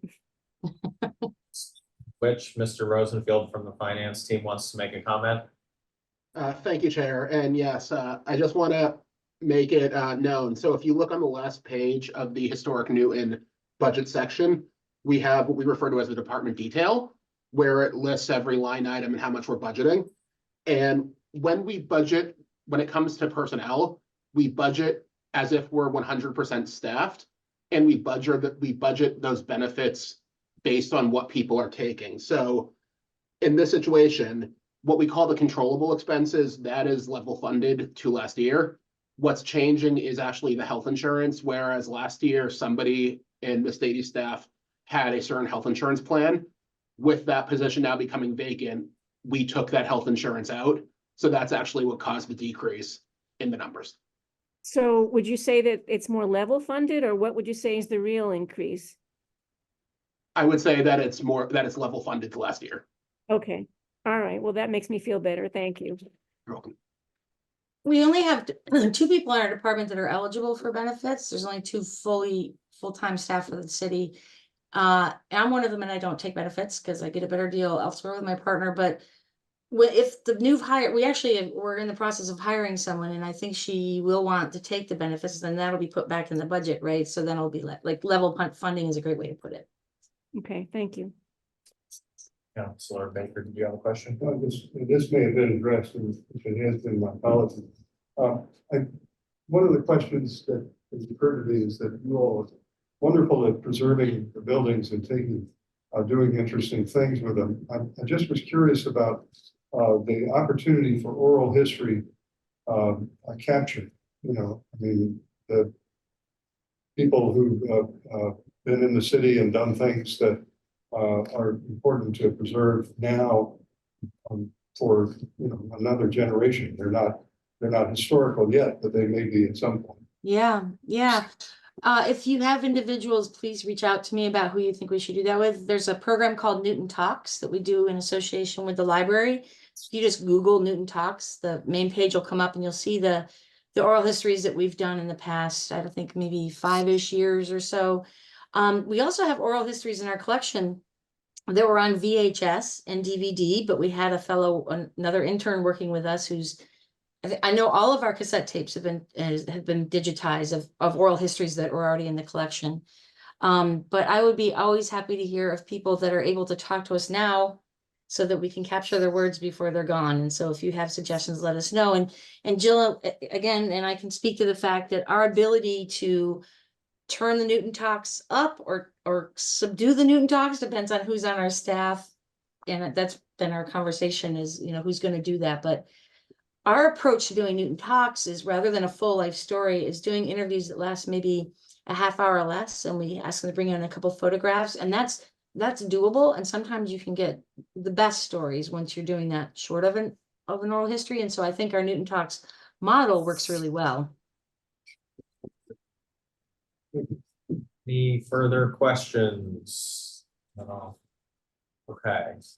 Straw vote on this, 319,000 $1,712, representing a nominal decrease of 1.28%. Someone moving that, straw vote, Counselor Oliver, and all those in favor of the straw vote to recommend to the committee of the whole, say aye. Aye. And Counselor Olafovitz stepped out, but mouthed that he was voting aye.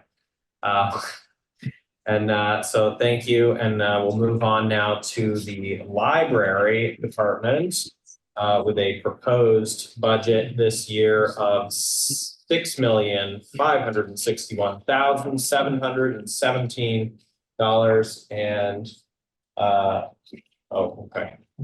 We might want anything. He's getting a refreshment break, getting a little water because we've been here for a while. All right, so let's see. Let me while we're doing that, let me open my library tab here. Okay, so we've obviously heard a little bit from Director Mercurio earlier tonight on another item that was outside of the budget.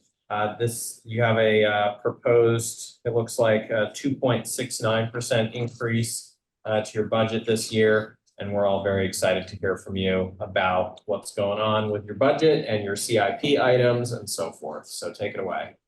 Okay, hello again. I would say I put this budget meeting right up there with Marathon Monday and opening day as a sign that spring is here. So thank you. I really enjoy talking to this committee and sharing the tremendous work my staff has done this year to serve the community, and we hope to accomplish in the coming budget year. In attendance and tonight, I can't thank Michelle Bolio, my assistant director, who helped me considerably with this budget, and I have a whole bunch of very dedicated, probably tired board of trustees members tuning in as well. I love to share my passion for public libraries with you and just how incredible our staff is. Our budget pages, there's tons of statistics, but every one of those numbers represents a story. Our youth services staff planned and executed 790 programs for young people and their families this year. My borrower services team created a new library card holder email campaign. So now when a resident signs up for a library card, we send a few messages to them to welcome them and share information about popular and lesser known services that the library offers. These emails have over an 85% open rate, so we can see that these messages are encouraging people to check out a museum pass or explore digital resources or come to a library program. We added many new items to our Library of Things collection this year. That's our collection of non-traditional items that we loan out, like tools, games, musical instruments, and so on. This year, we were able to add a new thermal imaging inspection camera. It's a very popular tool that helps residents address heat loss issues in their home and save money on their energy bills. We helped over 250 learners be paired with tutors and attend classes to learn and practice their English language skills. And we were able to announce in January that the library would be fine-free, meaning that borrowers would no longer be penalized for returning an item past its due date. This is a national trend that libraries are implementing to reduce barriers and help more people use the library without worrying about incurring a fine for borrowing something. We haven't seen any drop in our return rates, and overall people have been really appreciative of the change. Last week was National Library Week, and while it's typically a time to celebrate the role of libraries, it was also a week very grounded in the unsettling reality of how difficult it is to do this work in today's world. A good public library is a reflection of its community, the world we all share and live in. So when there is inflation, people re-examine their budgets and change the way they spend and the way they spend their free time. We can see that change reflected in an 8% growth in library borrowing, and our door numbers jumped 33%, or by like 100,000 people just this past year. When homelessness rises, we see new faces in the library who need very different library services and experiences. When there's climate change, flash floods disrupt our parking lot and make it critical to invest in overhauling our 32-year-old HVAC system so we could be comfortable for visitors to visit and seek refuge in year-round. When school is canceled, we add additional programs to help kids and families stay engaged. And that's how you end up with 75 kids at a Lego program on a Tuesday afternoon in early February. When people want to learn more about themselves or others, they borrow books. And sometimes it's like magic. A reader finds a book that it's like a mirror and they can see themselves more clearly and they can feel less alone. And other times, the very same book can be like a window to a way of living or perspective that a reader can find uncomfortable or that they disagree with. This causes people to challenge items, displays, and services at the library. And nationally, there has been a historic number of challenges in libraries this year. And we've seen our share in Newton Public Library and even in our schools. But on a lighter note, when there's a big event like a solar eclipse, the library is there. We received 517 phone calls, I kid you not, in 3 days to help answer questions about watching the eclipse and where to find classes. So working in libraries, it's unpredictable and challenging, but it's important. And your library is so heavily used. We are the busiest library in Minuteman Network for circulation, hold fulfillment, and return processing.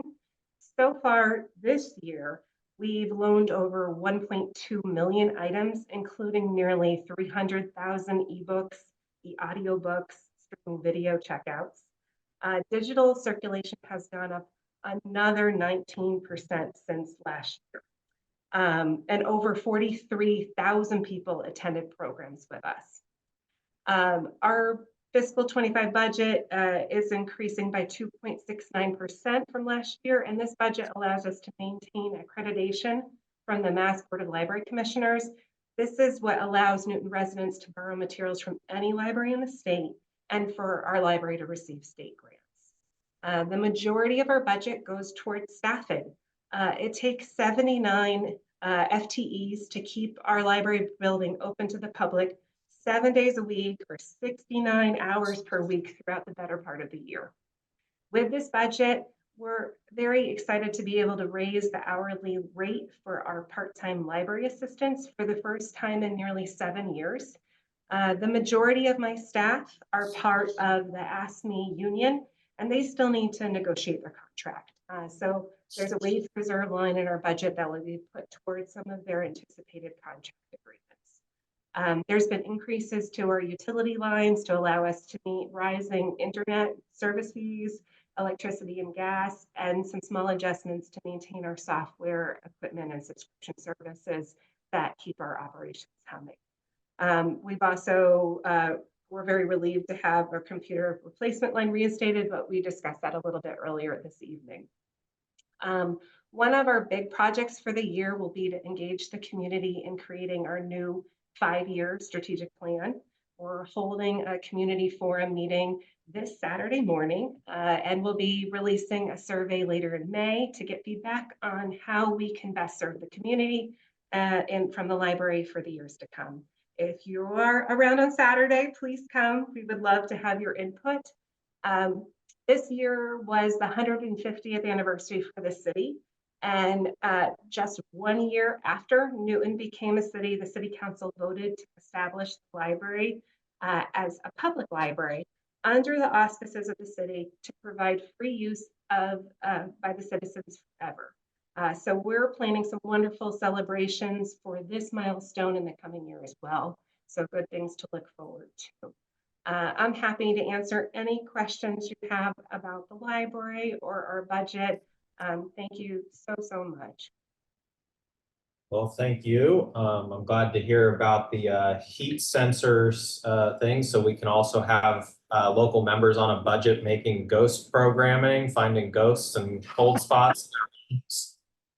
I also, before we get to questions, former counselor Holly Ryan would of course want to, draw attention to the point that you raised about the rising threat of book bans in the Commonwealth of Massachusetts. you know, it's important to keep an eye on that in every community, you know, even if we think we're mostly ahead of the curve, that has been a real challenge. And like you said, a lot of the books that folks go in to find are a reflection of themselves and help them find out about themselves a little bit more. And if those books are unavailable because the community has banned them or something like that, that is cutting off information that they would have access to otherwise that could really help them and potentially save their lives. So I appreciate you mentioning that. And I know former Councilor Ryan would want me to comment on that. So we'll go to questions now from the committee members first, if there are any. Councilor Malachy? I'm interested to see the, item about introducing an exterior holds pickup locker pilot project. How is that going to work? Yeah, so there a bank of lockers. I believe that there's 72 drawers in the lockers where we would put in people's reserves. You would be able to go on the computer just like you would choose us as a location in the Minuteman network to pick up your item. You would choose Minuteman's Newton branch locker to put the items in. And then it just gives a flexible timetable for people to come if they work late and they come after hours, or they want to come on a Sunday morning to pick up things. It will be out on the front courtyard and allow people to take advantage of the library even after our traditional hours.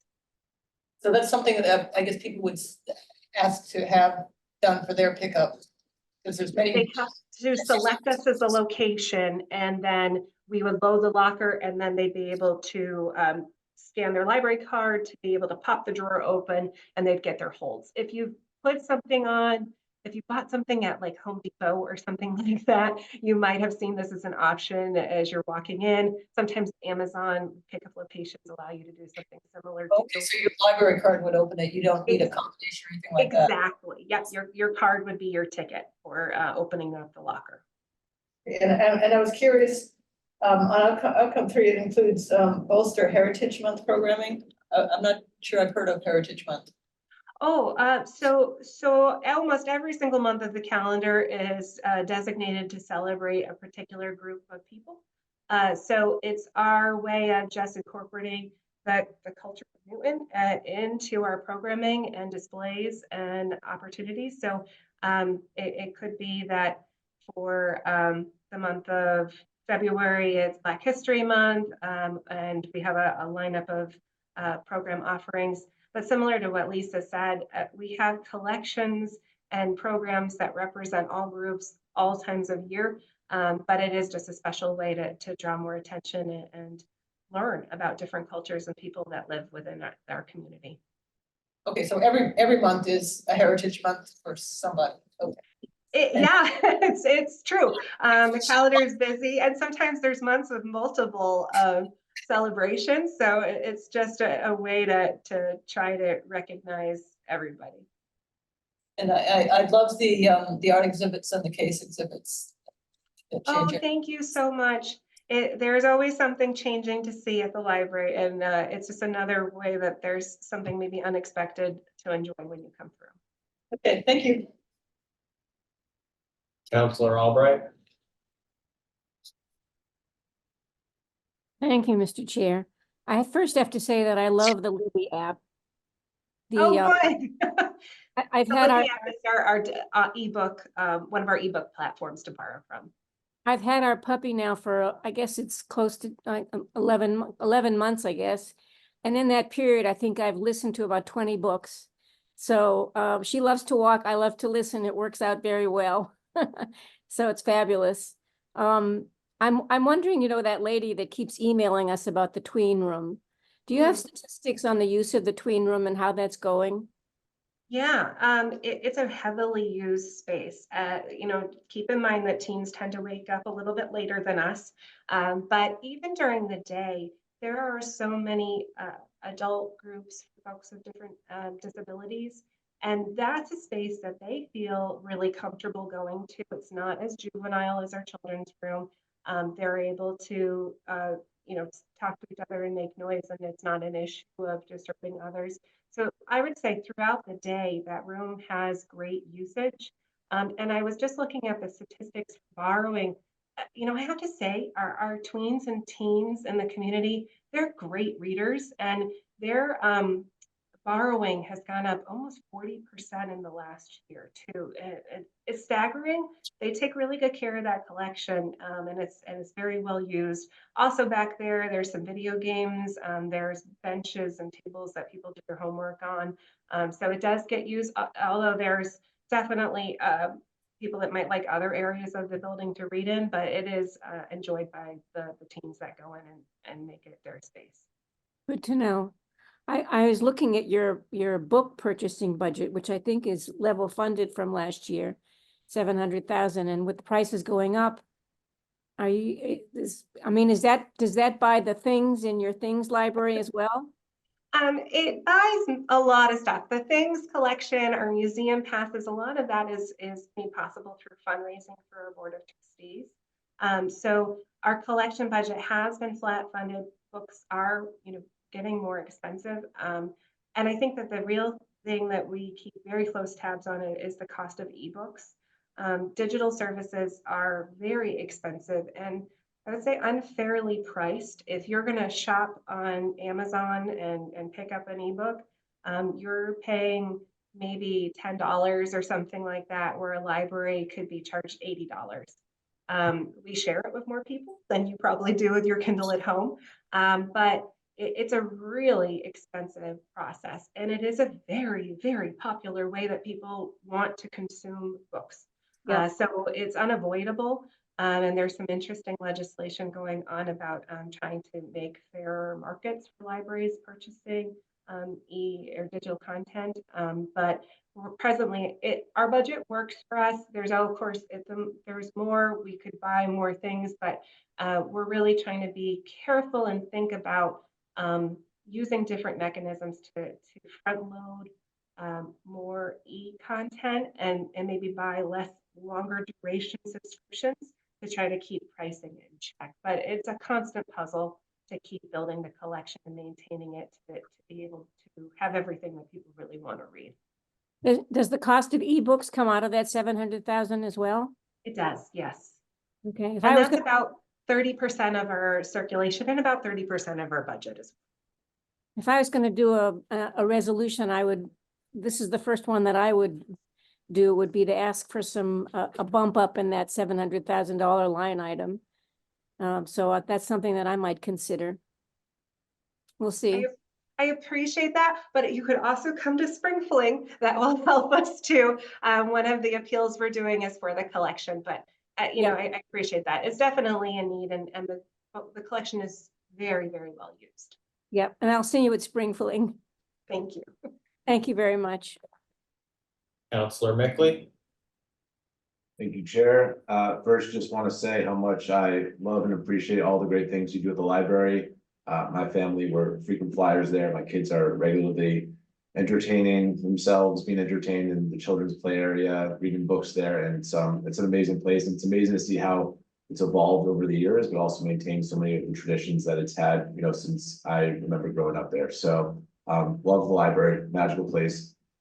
Just a question about your role and the library's role in the cost around the August 8th flooding that the library experienced this past summer. Is that more of a Department of Public Works cost and responsibility, or did the library bear any cost there? Was that something that you dealt with anyway, and how did that affect your expenses and costs?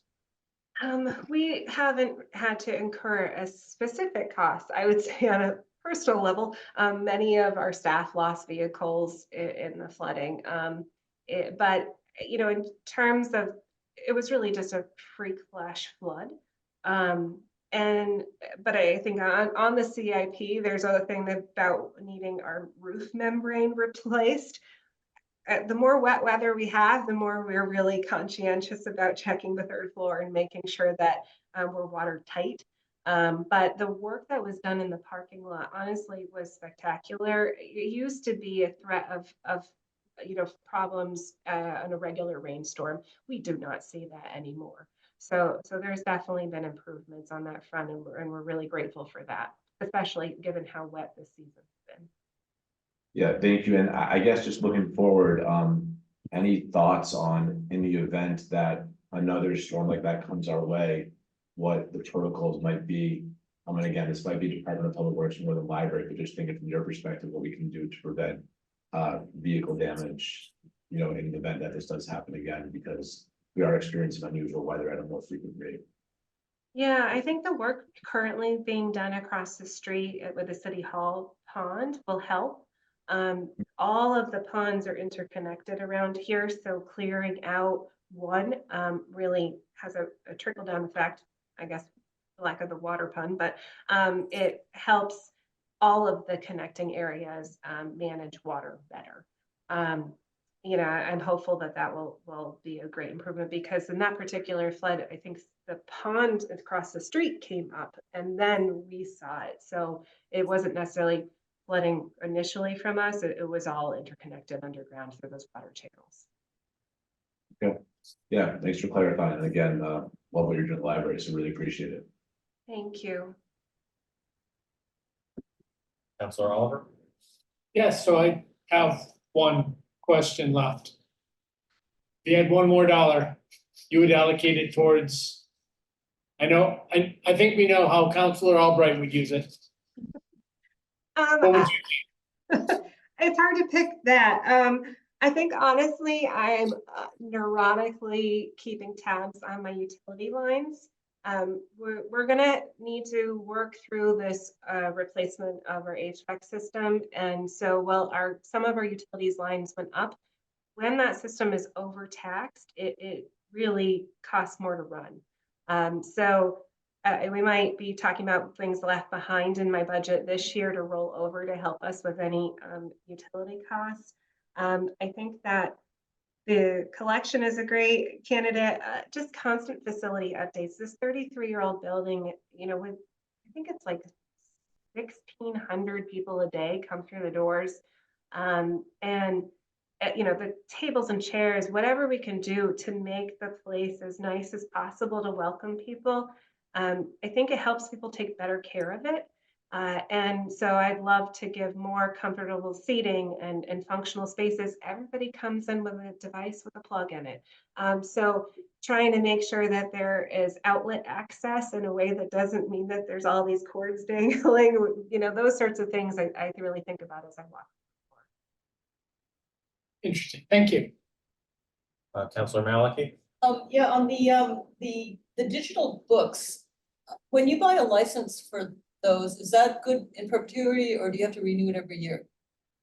It's complicated. It's a great question. It varies by publisher. So it can be that when we purchase, we are purchasing a license for a period of rental. So sometimes it's 24 rentals. Sometimes it's a year. Sometimes it's 60 checkouts. It's never that we own it in perpetuity. And I think that that's a really frustrating point. So the publishers will try to tell you that the average book, lasts 20 checkouts or something like that. And we have books that have been on our shelves for 20 years or more, and they've gone out hundreds of times. So the number that they try to say is honestly very, very flawed. It's a challenge because we do have to keep replacing the really popular stuff. And it might mean that readers go through it really quickly because it's the hot new book, or it just might be that a movie comes out on it and we need to get the copies again because it's now popular after no one reading it for 2 or 3 years. So it really varies, but it's a real challenge to manage. And how does it shut off when the person who's like number 20 checkout returns it and you check it back in? It just says this one's toast.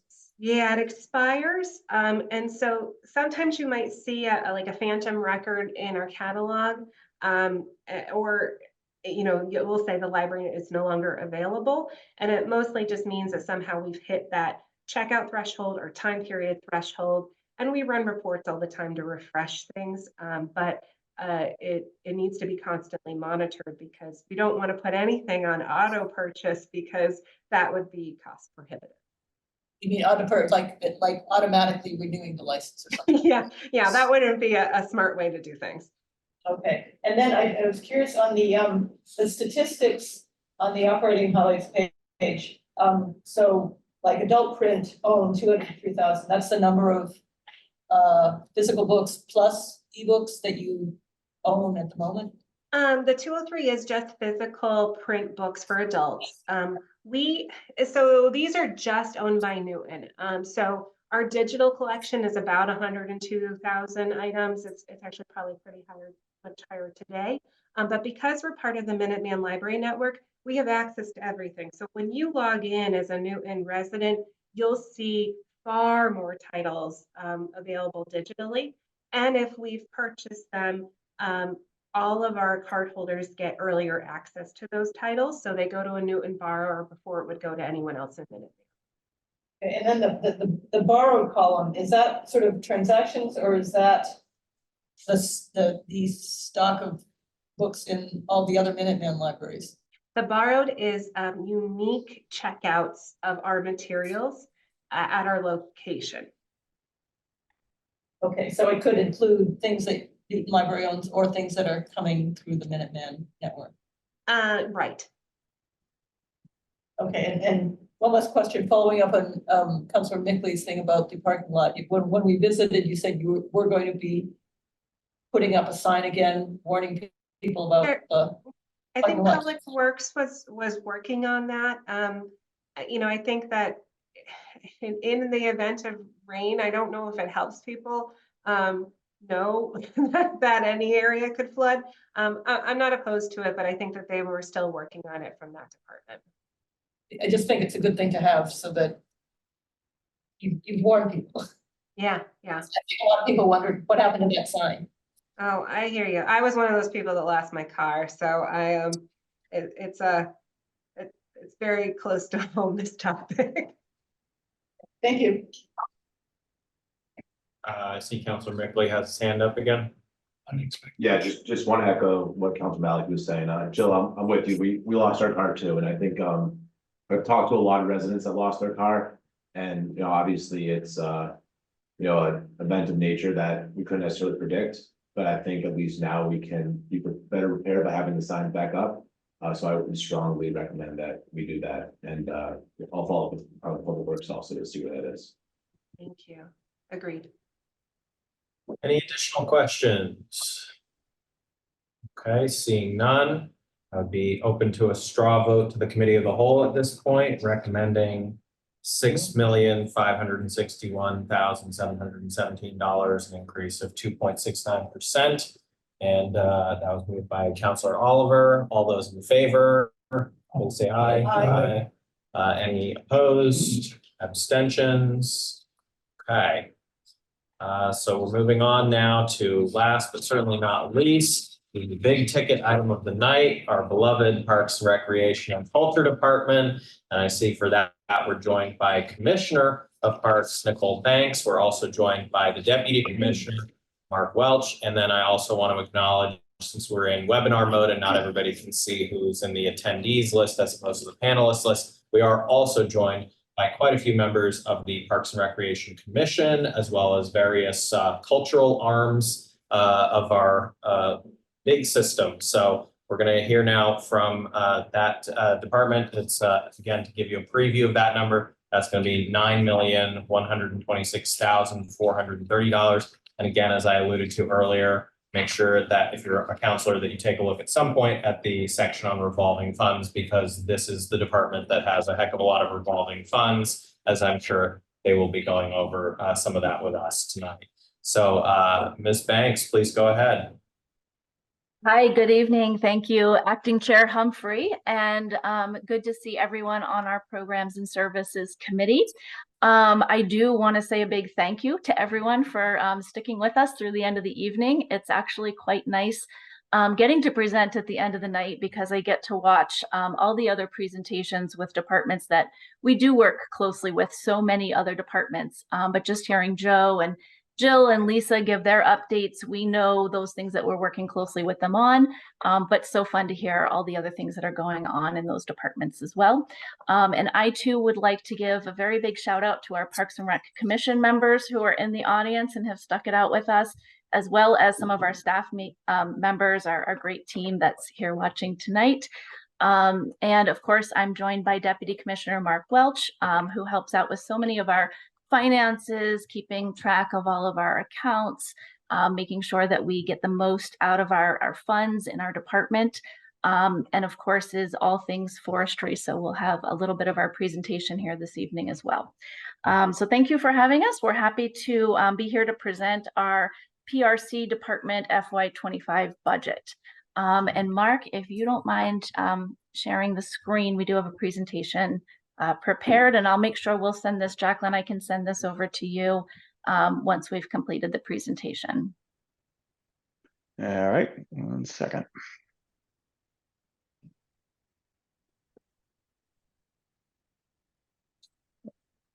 I assume everyone can see it. That's good. Thanks, Mark. If you could just go to the second slide, I will begin there. Sure thing. Okay, so this org chart is in your budget book, so you'll have plenty of time to catch up on it, but it does show our 4 divisions within the department and the major responsibilities that each of these divisions does. So they have so many things that are varied, the scale of the work that we do, everything is sort of represented in here, kind of gives a nice overview and visual. We're going to provide some more details on each of these areas, and we're going to begin tonight with forestry, so I will turn it over to Mark.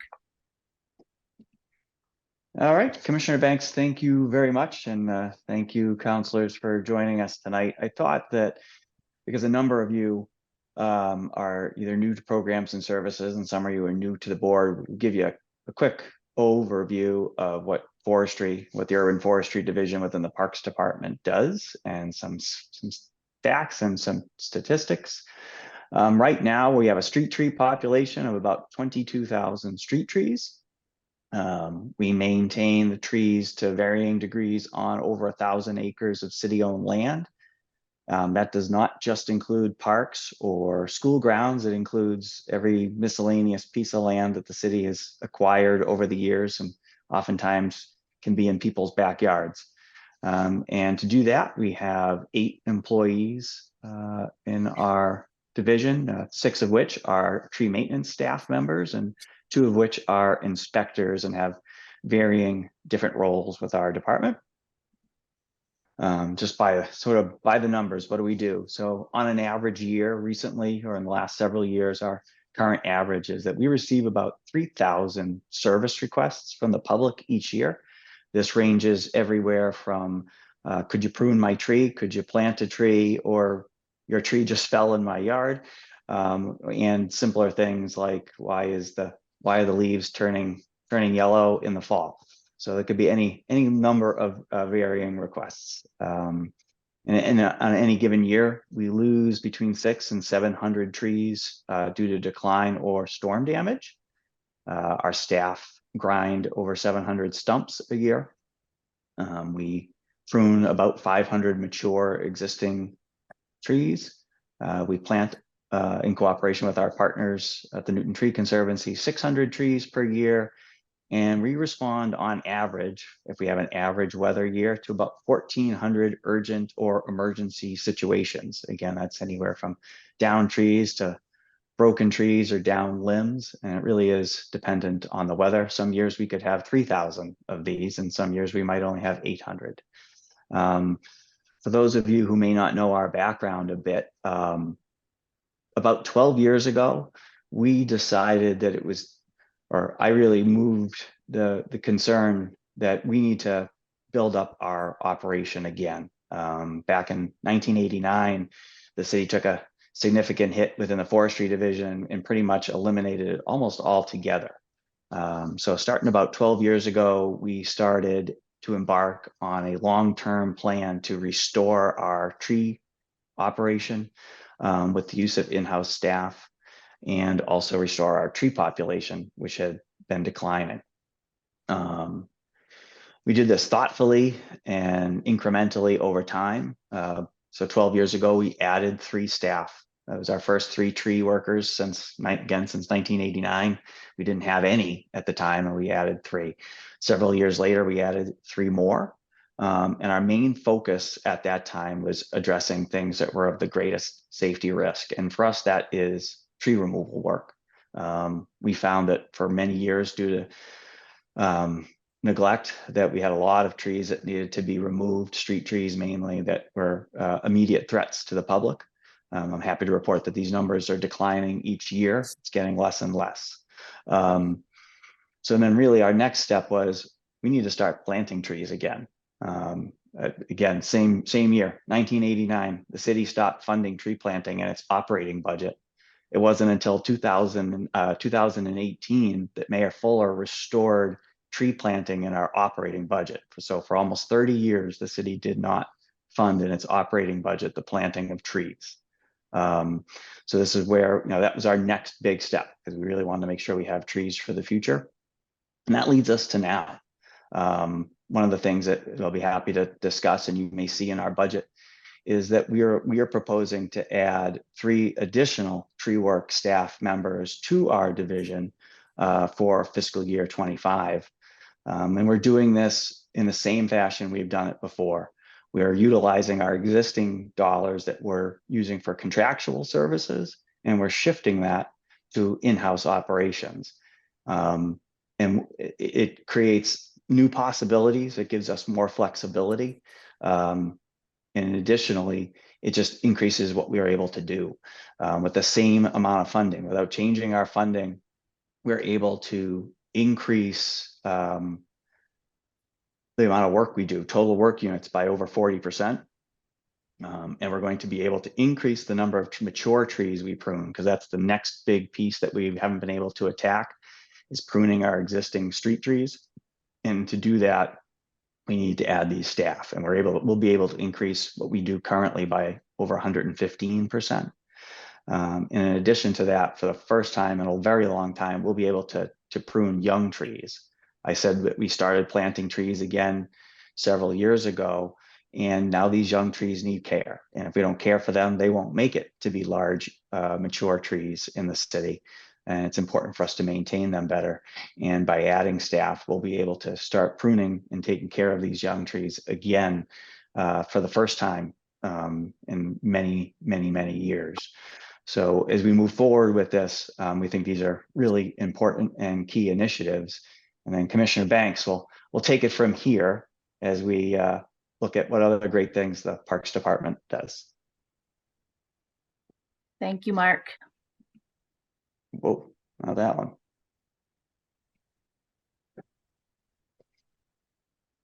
Okay, so next I'm going to just give a little information on our grounds maintenance team. This team is led by Derek Mannion, our superintendent of grounds maintenance. And we just have such a great team, and they take care of so many different spaces and different types of amenities. This group works on virtually all public outdoor spaces throughout the city. And so that includes many of our park amenities that we all enjoy, playgrounds, courts, ball fields, stairs and pathways, and facilities. So lots and lots of different type of work. We also have our beautification team within this division, and that team focuses on keeping our village centers clean and emptying over 300 waste receptacles that are located in our parks, in our village centers, and along our streets. Busy group. I don't know how they get it all done. Our next slide.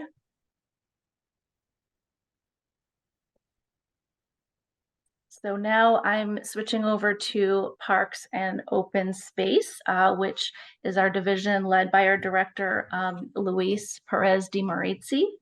And before I kind of get into talking about the work that this division does, I do want to stress how they work hand in hand with our previous division, the grounds maintenance team.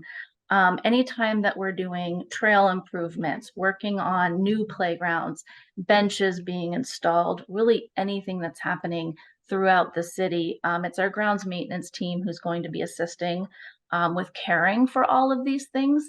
And so these groups are working very, very closely together. Our Parks and Open Space team, Luis and Aaron, who is our assistant director, are also working together with many different departments.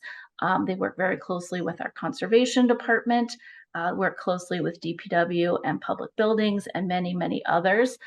Just to give an example right now, Luis and Rafiq from public buildings are overseeing the Gath Pool project.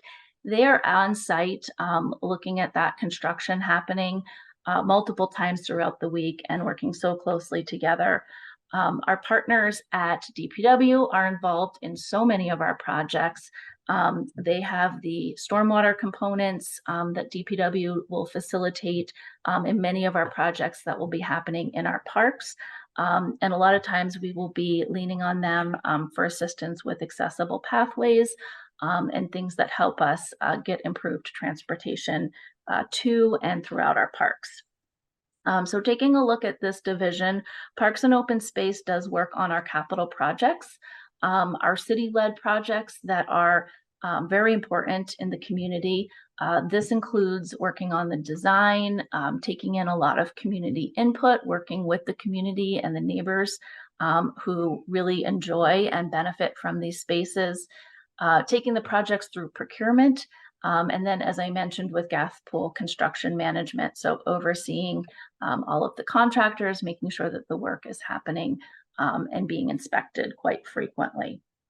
In addition to our large capital projects, this team also works on many, many community partnerships. So they facilitate projects that come to fruition because of partnerships that we have with different groups. We have many friends groups. We have an Adopt a Space program. If you want to help out in one of our park spaces, we do bench memorials throughout the city. And we also have many, many scout projects. Just wanted to highlight a few of the photos here. I do think the photos in this presentation are just such a great way to kind of look back and look forward at what's being accomplished. In the top left, we have Wellington Park. Just congrats to a neighborhood friends group who had an amazing fundraising effort in a very short amount of time and added a very cool new playground piece that is fully inclusive. You can't see it because there's so many kiddos on there, but there's a lot of elements that are close to the ground that can be used by kids of all ages and all abilities. So that's a really fun piece. On the top right, you will see our lower platform at Livingston Cove, also fully accessible. On the bottom photos on the left, we had a local architectural school partner with us to help design, run community meetings, and came up with the beautiful butterfly pavilion at Cabot Park, a very popular park area, and we hope to see many gatherings here at this pavilion. And then on the last photo, you see the work that we've done together with public buildings. The improvements to the Chafin House gazebo here will be followed shortly by some work that our department will be helping to oversee at Farlow Pond, a reconditioning of the pond there. So really beautiful updates to our parks. Next slide. I just want to also point out, because we've put a lot of work and focus on our playing fields, a few other projects that we can proudly look back at accomplishing during this past year. On the top left, you'll see the recently renovated light fixtures at Forte Park. These are the same directed light that you see in the top right photo, which is the Newton North Stadium. And they do have complete controls, offsite controls that we can manage, turning those on and off for different community groups throughout the year. Of course, we had our Newton North Stadium get the premium lighting system, and the school and other groups have been benefiting and finding tremendous use for that stadium field going into later in the evening. And on the bottom, you'll see it was also last fall that we reopened the reconditioned track and the turf fields at the Newton South campus. All really great improvements. Next slide. And that brings us looking forward to what's going to be coming this year. And, staying with our athletic fields, because this committee has been very strong supporters for our field improvements that we've been working on for the past 5 years. These are the fields that we will be looking to move forward in this coming fiscal year.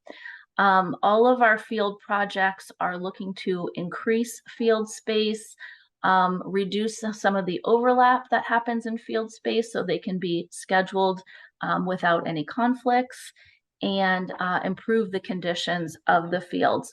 I'll also just note all 3 of these projects, Albemarle, Burr, and McGrath, will have an accessible route around and to the different amenities in the park. So you'll have a walking path around Burr and around McGrath. And at Albemarle, we'll have a walking and a bike transportation path to help access all the amenities here and also provide safe routes to school, which will be great for this area.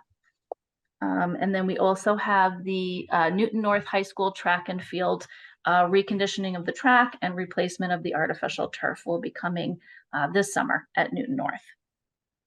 And next slide.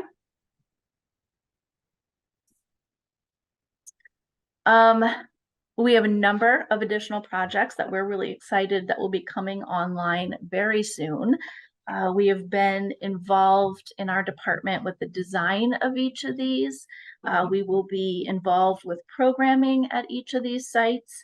And for many of them, we will be taking on the maintenance of them as well. So just to take you through these photos, we have the 2 new pools coming at Gath and 2 splash pads. So one of the splash pads will be here at Gath and the other one will be at the Northland site in Upper Falls. And Albemarle project will include 6 dedicated pickleball courts, which you can see in the bottom left, the layout along with the basketball court. Our new community garden at Spears Park is shown in the center. The Lincoln Elliott Community Theater, I really can't tell you how excited the arts community is to have an indoor space to provide theater performances. And this was something that was highlighted several years ago in our Create Newton plan. So really wonderful to have something that we have not had that kind of indoor theater space. The Cooper Center, we've been working very closely with our senior services team to figure out how to bring more programming and really completely utilize and be available to the community in the new Cooper Center.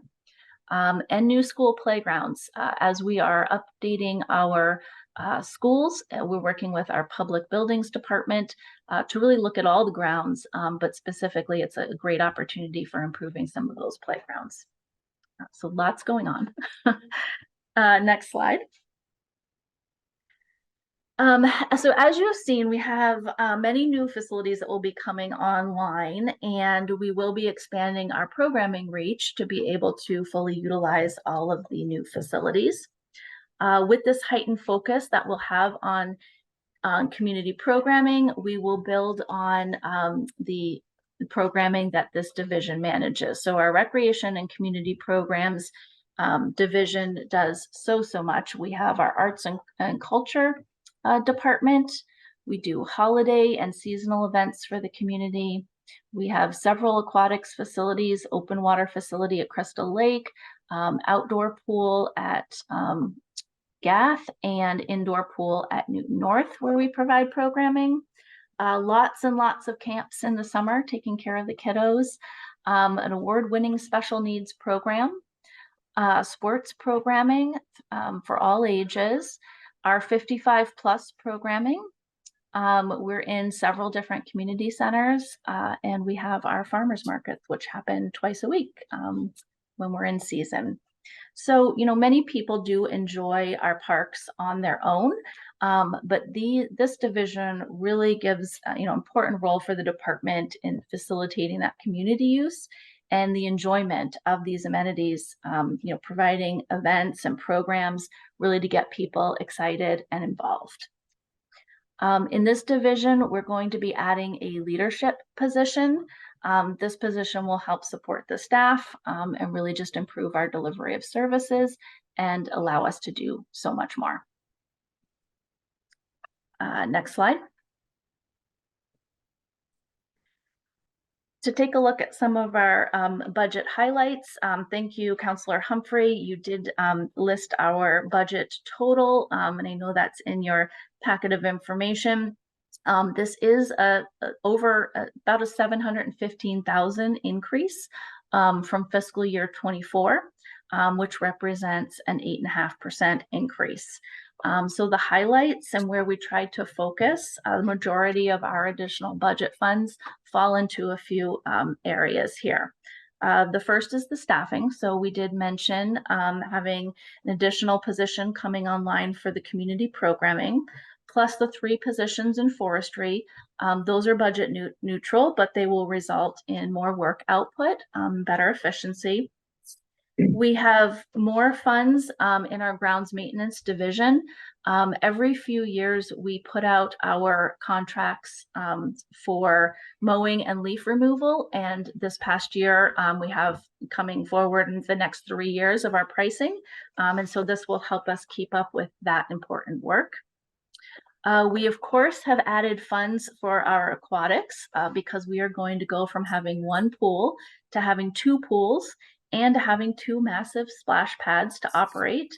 The splash pads will also have extended seasons compared to the pool. So those will be able to be open earlier, closer to Memorial Day, and stay open longer, closer to the Labor Day time period. We were able to put some funding into our courts and playgrounds. Really an important area where having funds in our operating budget allows our team to plan for the maintenance, ongoing maintenance of playgrounds and courts, will help us with resurfacing and maintaining these amenities. Arts and Culture has some additional funds to match the State Cultural Council Fund, which has been a priority of the mayor, and funding to support our special events, which will allow us to run community events that are free to the community, including our 4th of July festivities. Next slide. The budget highlights are shown here. This is in your budget book. It shows the major budget changes. I'll let you read through that on your own time, but I highlighted, what I thought was the significant changes that we have. Next slide. Of course, tonight's presentation is all about our operating budget. The operating budget is so important for the work that we do, but much of the work that we accomplish is the result of funds from work and advocacy of so many others. And I really just, would like to name a few here. Our friends groups, of course, our sports partners, the CPC, having the CPA funds in our community has been so important because those have been invested in our outdoor recreation spaces. And almost all of the projects that I highlighted this evening, have the CPC support, Community Preservation Committee, and that funding. Our local business partners who are involved with us in many of our events and other activities, our state delegation, and you as our city councilors, and so many more. It can take a village, and in Newton, it can sometimes take 13. So just so grateful to have all of these other mechanisms and support to allow us to do all the work that we do. I will highlight this final picture here. This is, of course, our beautiful Livingston Cove. It's the accessible fishing platform. It has been very busy even throughout the winter. We're so excited to welcome people as the weather gets warmer. I will say we're still working on some signs for this location, and so stay tuned. Those are coming soon. Again, the Livingston Cove project was done thanks to our CPA funds, state grants, and ARPA funds. So just a great example of how that helps us get these things accomplished. And final slide, Mark. So just to get us started with our discussion for this evening, I wanted to end here. If you remember during last year's budget presentation, I told you about a naming competition that we would be having for our field lining robot. And if you missed it in the mayor's newsletter, this is a photo of our sweet Adeline. So sweet Adeline has also joined our team. And happy to open it up for discussion and thoughts from the group here tonight. Thank you. Okay, thank you very much. I'll start with members of the committee. Councilor Alabovitz. So I had a question about the trees. In the chart, it said that 700 are lost and 600 planted. Does that mean there's a net loss of trees each year, and is that being addressed? Is that the case, and is it being addressed so that we don't have a net loss? Sure. So, great question. So for the better part of a lot of years prior, we did have a net loss. The last several years, we have not had a net loss. We've had a net gain. It really depends on storms and emergencies. So generally speaking, the last few years we break even. It has depended upon other projects. Last 2 or 3 years, we've not only had we've had a net positive because of reduced tree removal work plus additional planting inputs, be it city square projects, development projects, plus the city's plantings. On average, though, it works out to be net even at this point, which does not sound ideal, but from 1989 to 2018, we were at a very net negative every single year. So we have but the hope is, though, as we add staff, we'll be able to add capacity so that in future fiscal years, we'll be able to increase those numbers once we've added our capacity. Does the new tree ordinance affect these numbers, or is that separate? It does have an impact. I wouldn't say that the new tree ordinance has an impact. I would say the tree ordinance in general has a positive impact. It provides the funding source for our equipment. It provides the funding source for the purchase of trees. It provides a funding source for, it's really just augments the entire forestry operation. So it remains to be seen whether the changes to the ordinance will change the dollars we take in, but it stands to reason that it might. Thank you. Mr. Yo, you'd like to add a comment? Thank you, Mr. Chair. Just on that point, it's a great question, Councilor, about we have been able to at least stem the tide of losses in our urban street tree canopy over the last several years. We had hoped to turn it around. Just a reminder, we had hoped to turn it around with the override campaign last year that some of you supported. Thank you.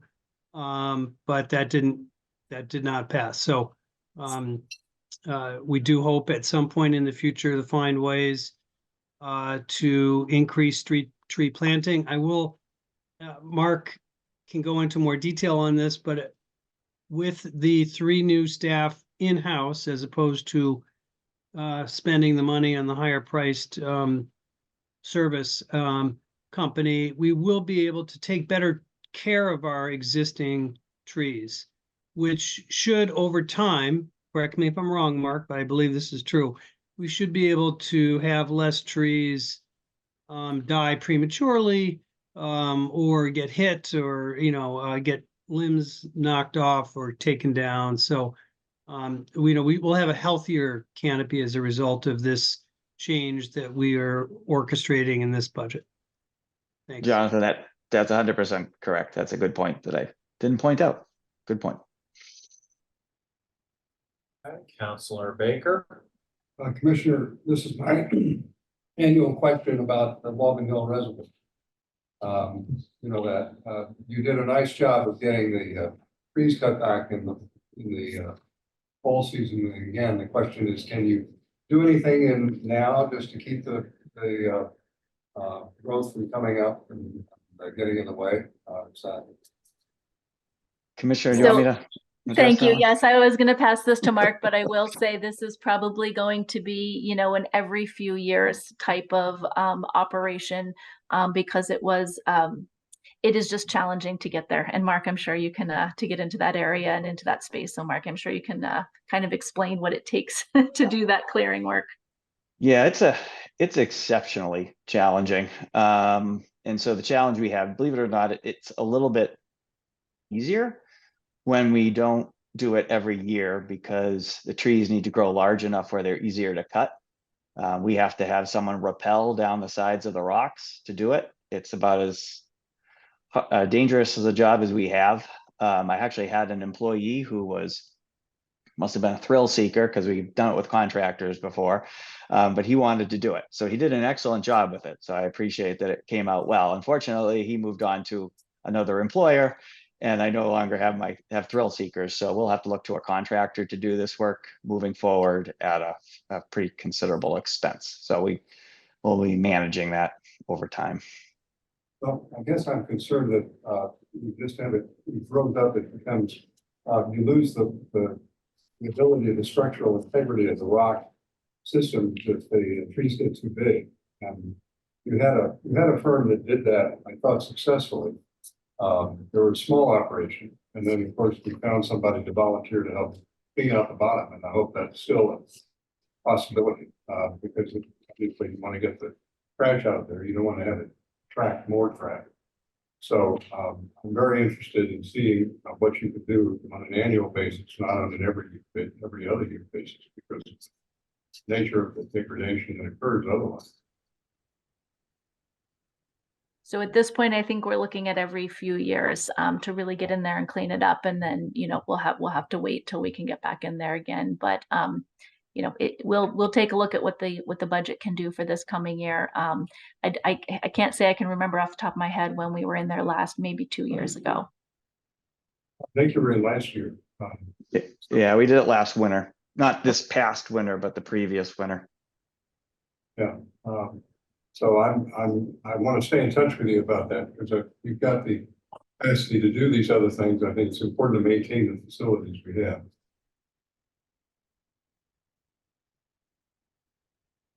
That conclude your questions, Yeah. Councilor Baker? Okay. Councilor Maliki?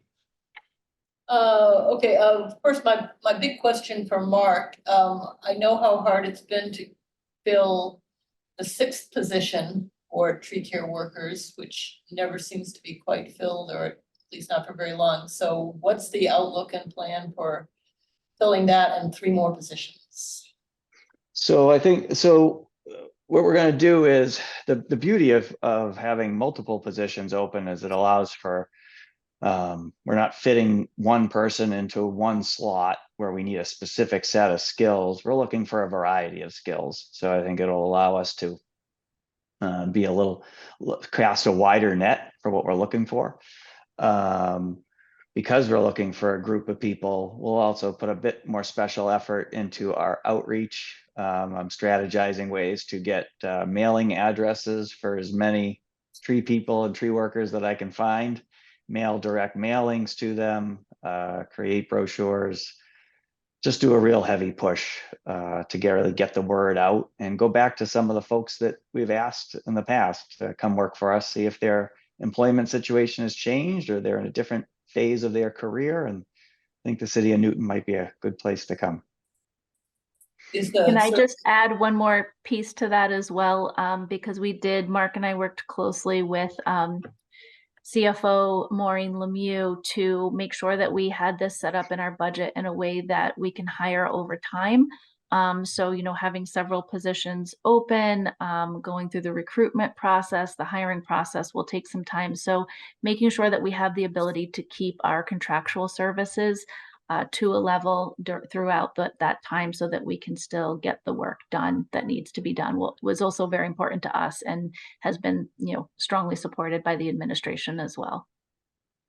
So is the amount that's in the budget for contractual services sort of adequate until you expect to be able to fill at least some of the new positions?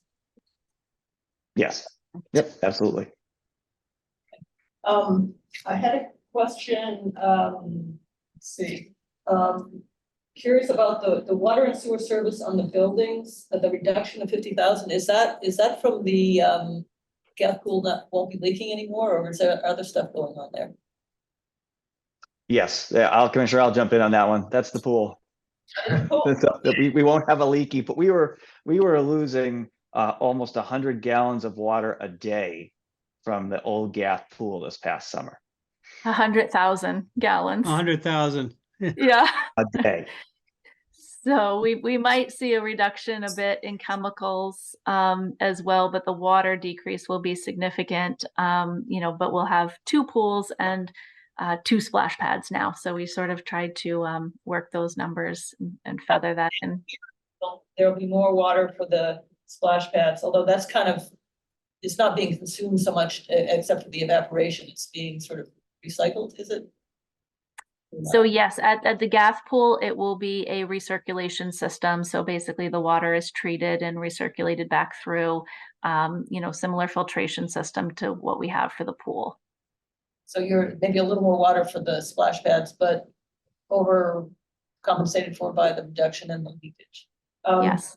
This is my first time on this committee, so I'm curious, the pet waste services, was that something we didn't used to have and now we've had it last year and this year? Is that a collection service that empties all those bins? I'm sorry, I missed what you said. Is it the pet waste service that you're talking about? In the last 2 years that it's started, this year and FY24 that it's been in the budget. Is that something that it used to do itself and then contract it out? Yeah, so that was that's our pet waste collection. So the blue bins that you see throughout parks and at some of our major trailheads. And so those were previously being funded from a different account that was related to our off-leash, our dog parks. And so we moved that to be budgeted for a couple of years ago. Okay, and also on the back on the pools, the increase in the personnel costs, that's due to basically having the splash pads. Is there going to be any change in hours or length of season or anything like that for the pool and Salt Lake?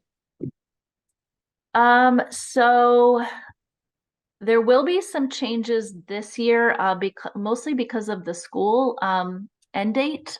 So our staff is mostly high school students. So we are working on, we'll have announcements coming out probably mid to end April about what our seasons will look like. There could be some changes there, but the pool season will remain the same. The lake season will remain the same. It's the splash pads where we will be able to expand the season. And that is because there's no standing water in a splash pad. And so they do not have to be, have an active lifeguarding staff available for them.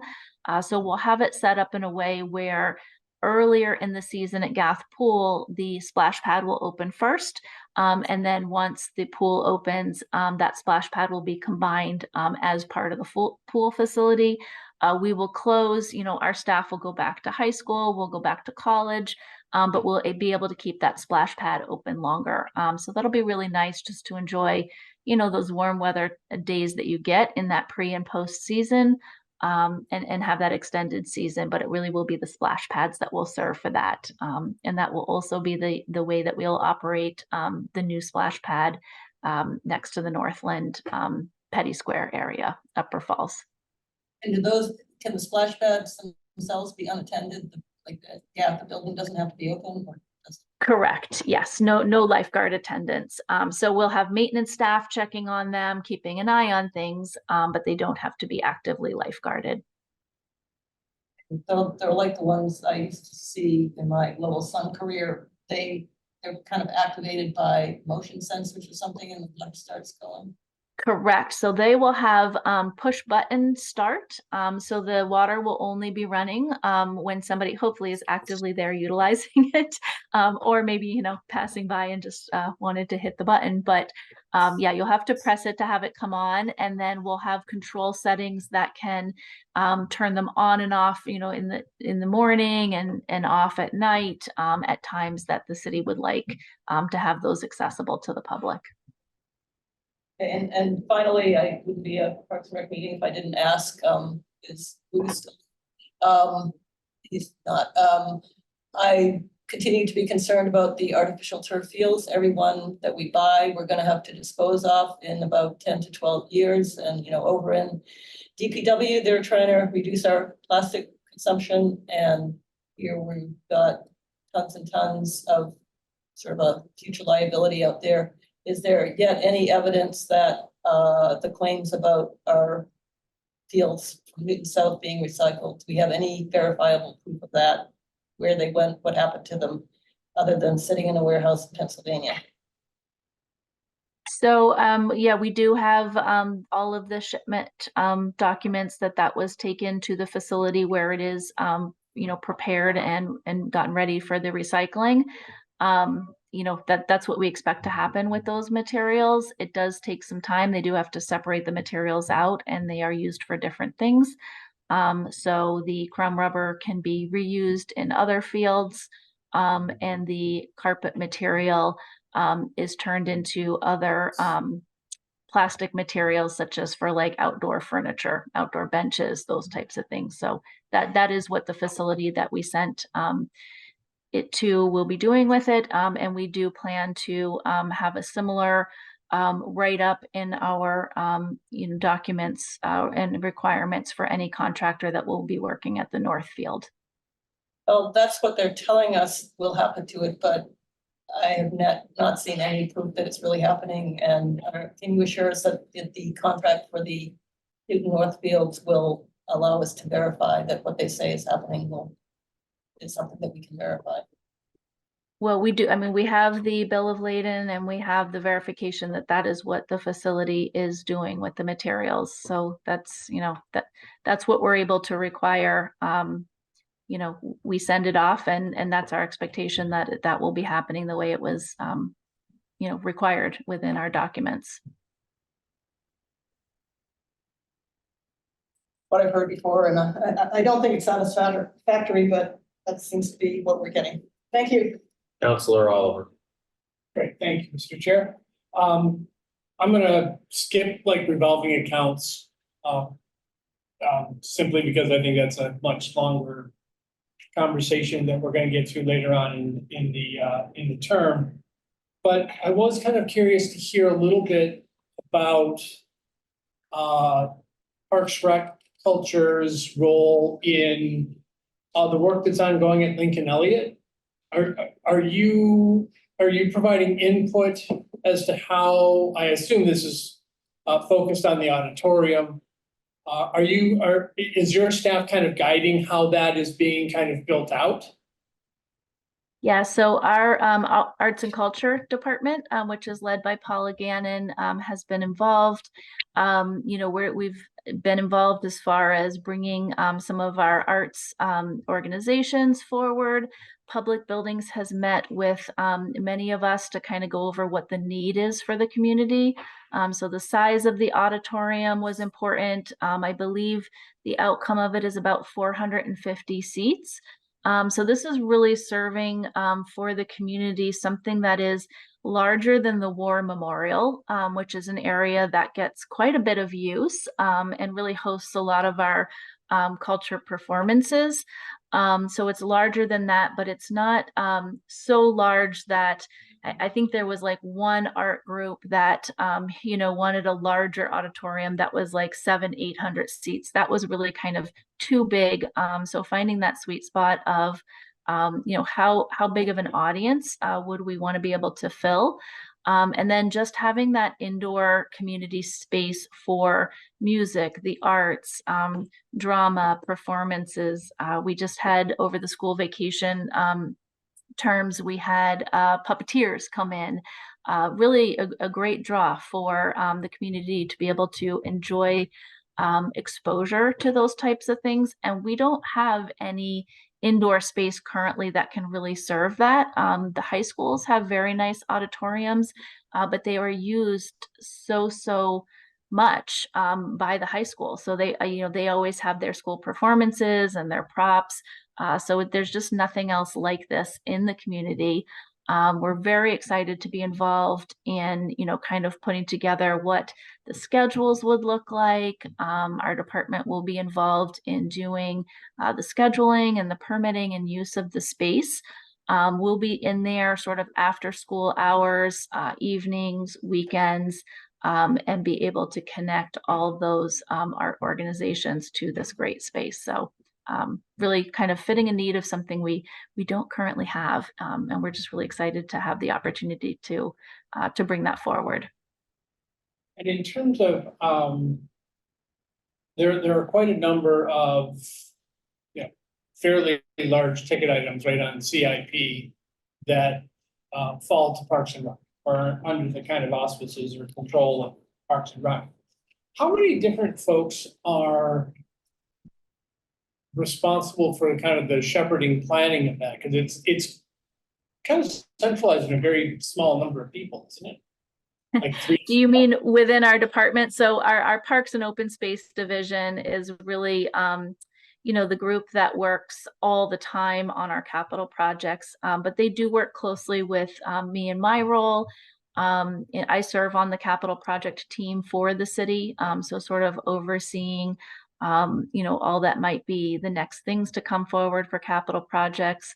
And then a lot of our team, Mark with forestry is involved in a lot. Our grounds maintenance division is involved a ton.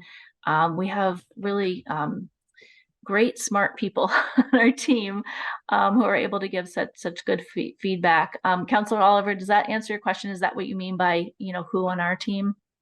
Yeah, I'll try and rephrase it. So, we've got Albie for, right, the projects at both of the high schools, right? I mean, these really, the redoing of all the fields. Yes.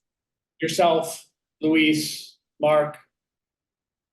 Anybody else like kind of from your department that are shepherding those? So Aaron Lehrman is our assistant director in Parks and Open Space. Derek Mannion is our superintendent, and will be, really involved as far as how do we want the outcome of this. Anything with irrigation would fall to his department, taking care of the natural grass turf, taking care of any artificial turf. All those things will be under his purview. So yeah, we're all very involved in that. And then we also have our partners in our consultants that we've had on board since the beginning of our planning for this process. So the 3 projects coming forward this year are sort of the culmination of what we've been doing over the past 4 to 5 years with, really trying to get our high school turf fields with lights ready to kind of handle all the sport opportunity that will need to take place while these other fields go under construction. So now that we're at that point, we've been working with a couple of companies, Weston and Sampson and CDM Smith. They have been sort of our on-call consultants throughout all of this, and have, kind of, I guess, supplemented our small but mighty team. Thank you. And then last question, I don't think you were here, but I've been kind of adopting this question. If there were $1 more available to your department, how would you allocate it? People, projects, other things, I'm curious. Well, I think Jonathan mentioned this earlier. Our department was part of the override request that was not able to pass through this past year. But I think, as a department and as a city, those things that were highlighted in the override for Parks, Recreation, and Culture were really the things that were significant and very important for our department.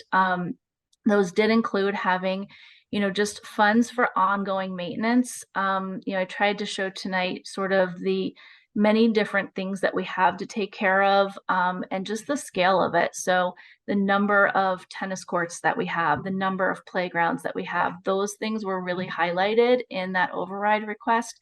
The other thing that was brought forward in that request was our staffing levels. And you heard tonight some of the things that we're starting to move forward with, some of the things we're trying to do for our trees, our forestry division. Same thing for grounds maintenance, that there was some staffing that would be added in for that. So I think our plan as a city is to really continue to chip away at this and make these improvements, but over a longer amount of time than we would have liked to. Had the override been successful, I think we would have seen kind of a plunge forward on some of those things. So maintenance is what I'm hearing. And Yes, trees. taking care of all of our beautiful things and yes, focusing on our trees. Those were all really sort of high, and we have a lot of presentations and things that we put together for that override. So I would really say, let's keep thinking about that, because there is more work to be done. And I think this budget this year really starts to do some of those things. We do have an extra 100,000 going towards courts and playgrounds, and that's really exciting.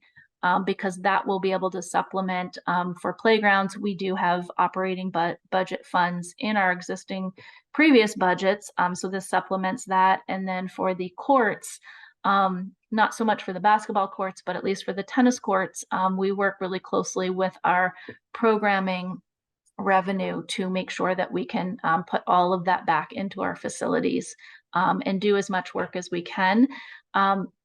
I've kind of carved out the two high schools, and we're just recently with the city council to request $165,000 for the south courts to finish up that resurfacing, and the north courts, kind of our largest bank of courts that have lights and our competitive level play, have both been supported in recent years through free cash and other funds that the city council has supported us with. So I think this budget starts to kind of make some headway, but that's sort of, what to keep our eye on and what we might be able to do next and in future budgets.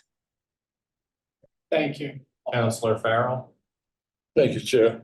Good evening, Commissioner. First of all, let me say that I'm continually surprised and at the breadth of programs that you run and how much they're appreciated by so many people throughout the city. I would like to speak, however, about the athletic fields in particular. There is a constant concern that I have, and I've spoken with others who have it, about the metrics you're using to achieve a plan for all of the fields in the city. Really looking at what fields do we have, who uses them, what number of people, how often do they get used, what times the fees are charged, and it goes on and on.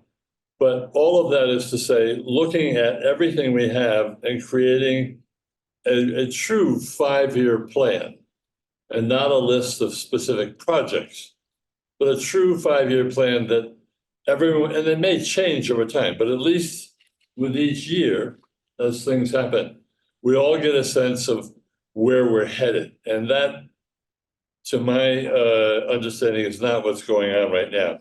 So I'd like to know, and you may not have them now, but I'd like to know how we can access those metrics that you use in determining what happens. And, as an example, I understand the designation of Albemarle as a primary stage for Newton North fields.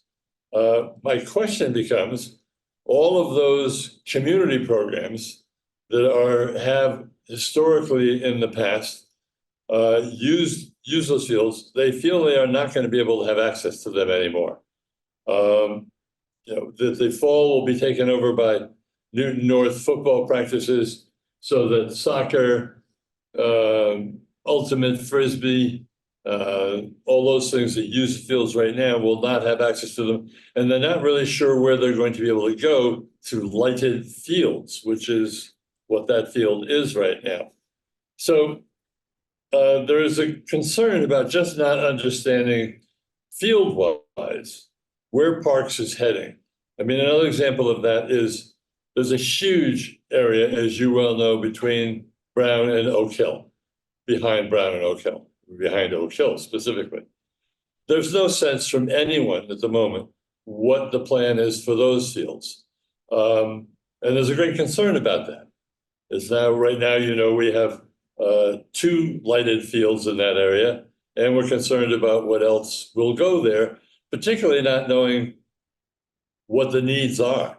We don't know who you're talking with about what are their programs, what do they need, other than the schools, to be perfectly honest. And then the schools, I appreciate their needs and interests. But one of the things that's concerning is that in the design for Albemarle, it is suggested, and I don't know this, but the field is at the absolute minimum configuration for use by 11 by 11 youth, older and teams, and that the field could not be reconfigured easily to have 2 9 by 9 fields working side by side. And so in a sense, there's really a loss of 2 fields, or at least 1 field there, for the younger people. So my question really is, what are the metrics that you use to look at all of these issues that will assure, particularly community teams, that they are going to be able to continue to have access to the fields? At Newton South, for instance, those fields are used predominantly by South teams, and that's fine. I understand that, but where can the community teams go to, and with lights in particular, because a lot of them are at night? And where is the plan that helps us all to understand that? So that's a very general question, but I think it leads to particularly knowing now what your plan is for the leagues to be able to use Albemarle or some other source for the fields that will now be used by North at Albemarle. And maybe we could just start with that, and also describe whether or not the proposed multi-purpose field is in fact large enough to be able to use 2 9 by 9 soccer games when not being used by North. Does any of that make any sense? Sure. No, Councilor Farrow, I've taken down a few notes here, and I can certainly provide you with some more information, you know, about Albemarle, about our field policies, our scheduling. We certainly, you know, our groups that are our Newton community groups, we work very closely with them, and they're recognized in our field scheduling policy, you know, for how they get access to the fields. So that's very, very important to us. And I'll send you some more information about some of the dimensions, some of the work that we'll be doing, you know, to create access. I do hear you. The school department is very important, and getting them access to the fields is important, but we also know that our Newton youth groups need access. They need access sometimes earlier in the evening because they have the younger kids. And one of the things that we've really had to work on over the last several years as we've put together the plans for our athletic fields is the school dismissal time changed. And so that really created a need to look at you know, how to allocate the space in a way that could work for all the groups. So that's been high on our mind, and I'll follow up with you and send you some more information and details, and happy to answer any questions. Thank you. I guess I'd like to follow up with earlier question about the turf fields. I personally believe there is a place for the turf fields, but I am concerned about the issues that many people in the community are concerned about. I'm glad to see that we're not using the crushed rubber fields anymore, but there are still questions about what that infill is. what it's composed of. And it would be nice to have assurances that it is significantly less harmful than the crushed rubber. And I'd like to follow up on Julia Malachi's concerns, Councilor Malachi's concerns about what happens to these fields when they've reached their lifespan. It is an enormously expensive process to take up the field, replace it with the new turf, and then recycle it. I'm concerned, one, in your budgeting, maybe it's in the capital improvement section, but if there's a lifespan of about 10 years for these fields, and we have 4 fields that will have to be replaced in 10 years, my sense is that's going to be something in the neighborhood of $15 million plus. And I don't know what's happening in the city or with the department in order to prepare for that expense in 10 years. Now, clearly, I certainly won't be around, and many of others won't, but it's an issue that will face the city, and I think it's a very important one. I hope it doesn't come down to having an override just to fix $15 million worth of fields. And I really think there needs to be more concern expressed and demonstrated by the city that these fields really are being recycled. The sense is now that the letter from this company is not proof that they're doing the work. And we are saying to the citizens of the city that it is going to be done, but we really don't know how and in what manner, and we have no proof that it has been done. So I'd ask you to look at that also. And Councilor Farrell, yes, I just want to make sure we're cognizant of the time. We're already past 10, and we've also got a councilor coming up still to speak. So that's fine. I will hold on the rest of my questions. thank you. Councilor Albright. Thank you very much, Mr. Chair. I will try to be very, very brief. First of all, I think when you said that your department is small but mighty, I think that's what you said. Couldn't be truer. I don't know how you get everything done with the number of people that you have.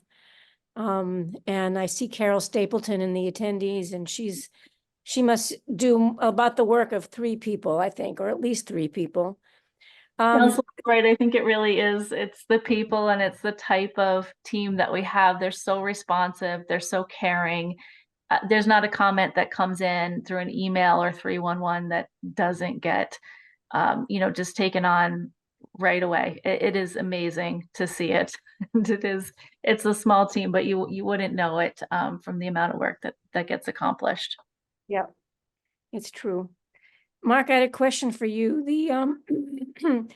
I could have sworn that we were going to do 700 trees this year. Did we run out of money or run out of time? So these are averages, and this is what we're expecting for FY 2025. We're just like everything else. We're experiencing 2 big challenges, and that's availability. It's harder and harder to find these plant materials, and the costs are going up. Yeah. So, we're doing what we can with what we got. I couldn't find where in the budget is the money for the trees and how much money is there coming up for this year?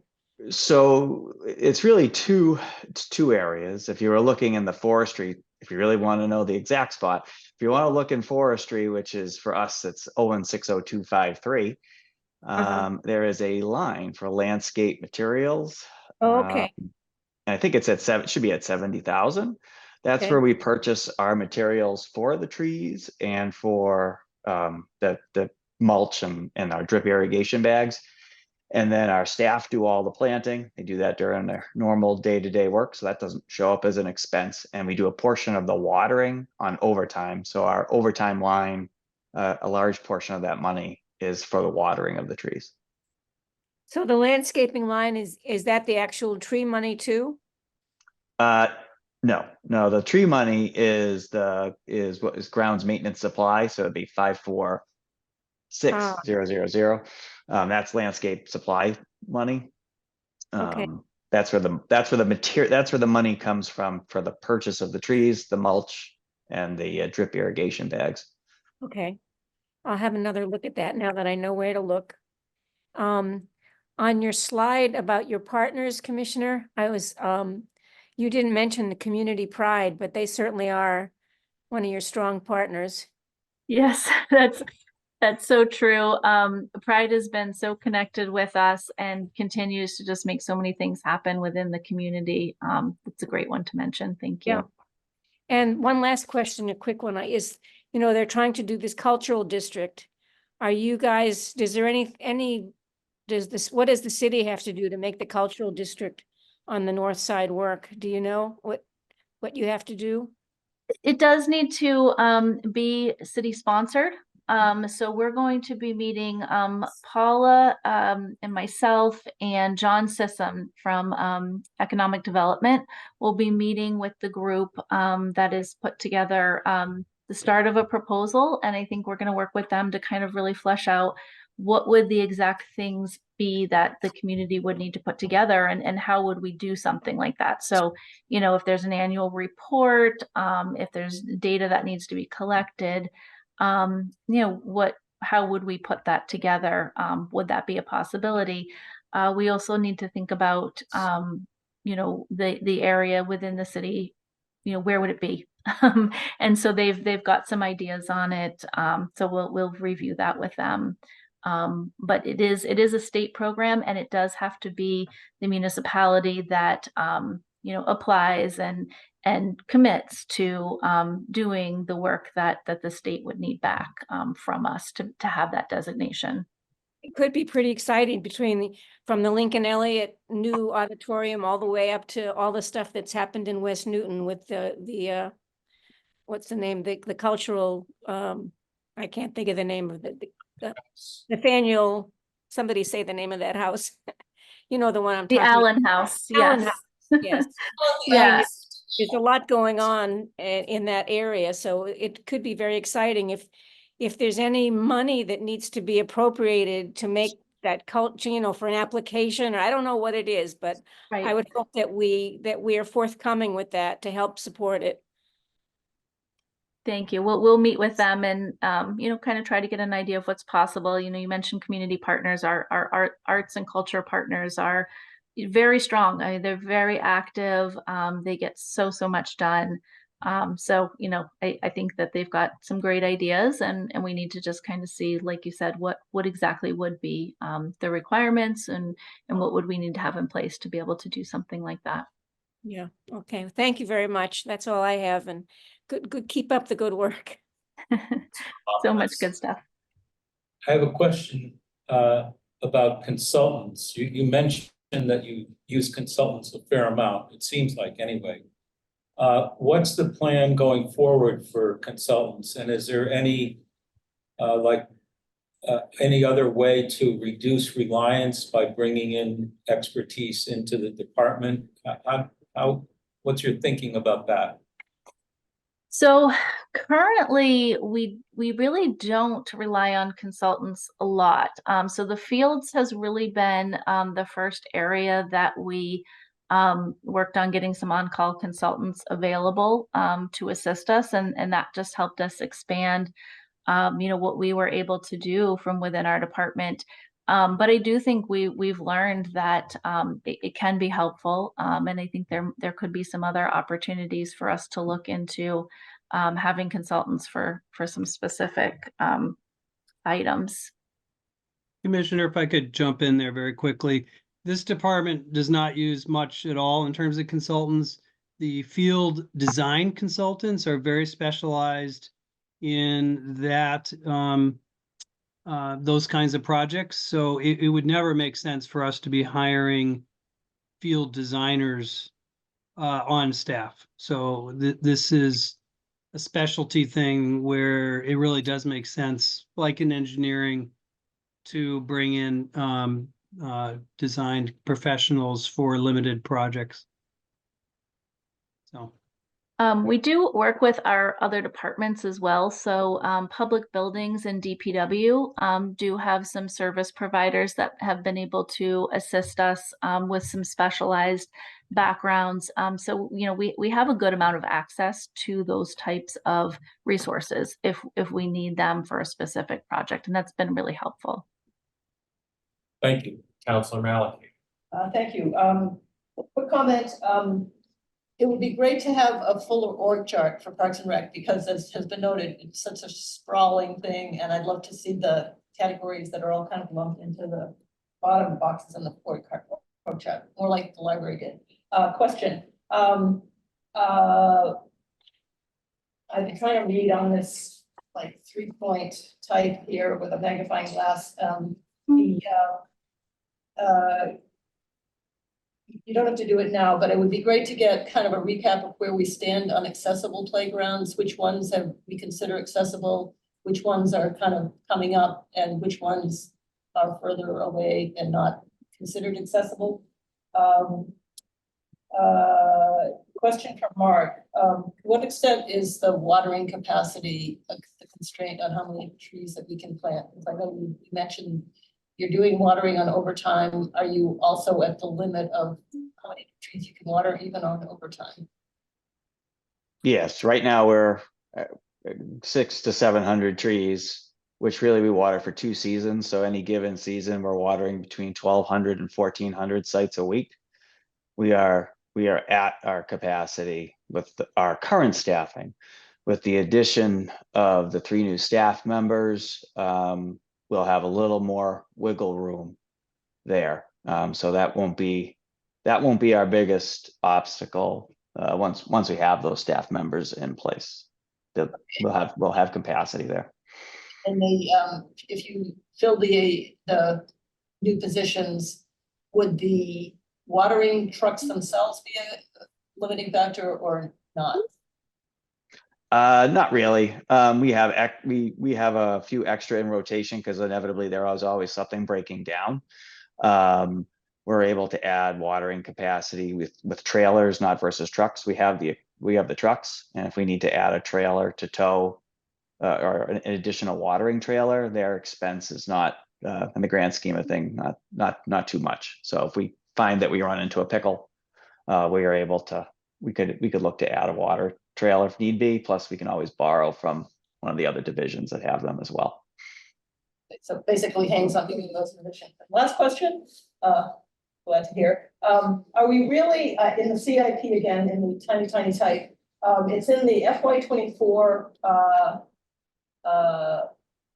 plans, I guess. Are we really planning, or has it been done, a $200,000 feasibility study on an indoor pool? Is that going to happen?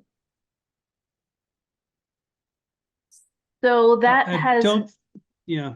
not happened, and we did not make any changes to the supplemental CIP right now, so that just stayed where it was.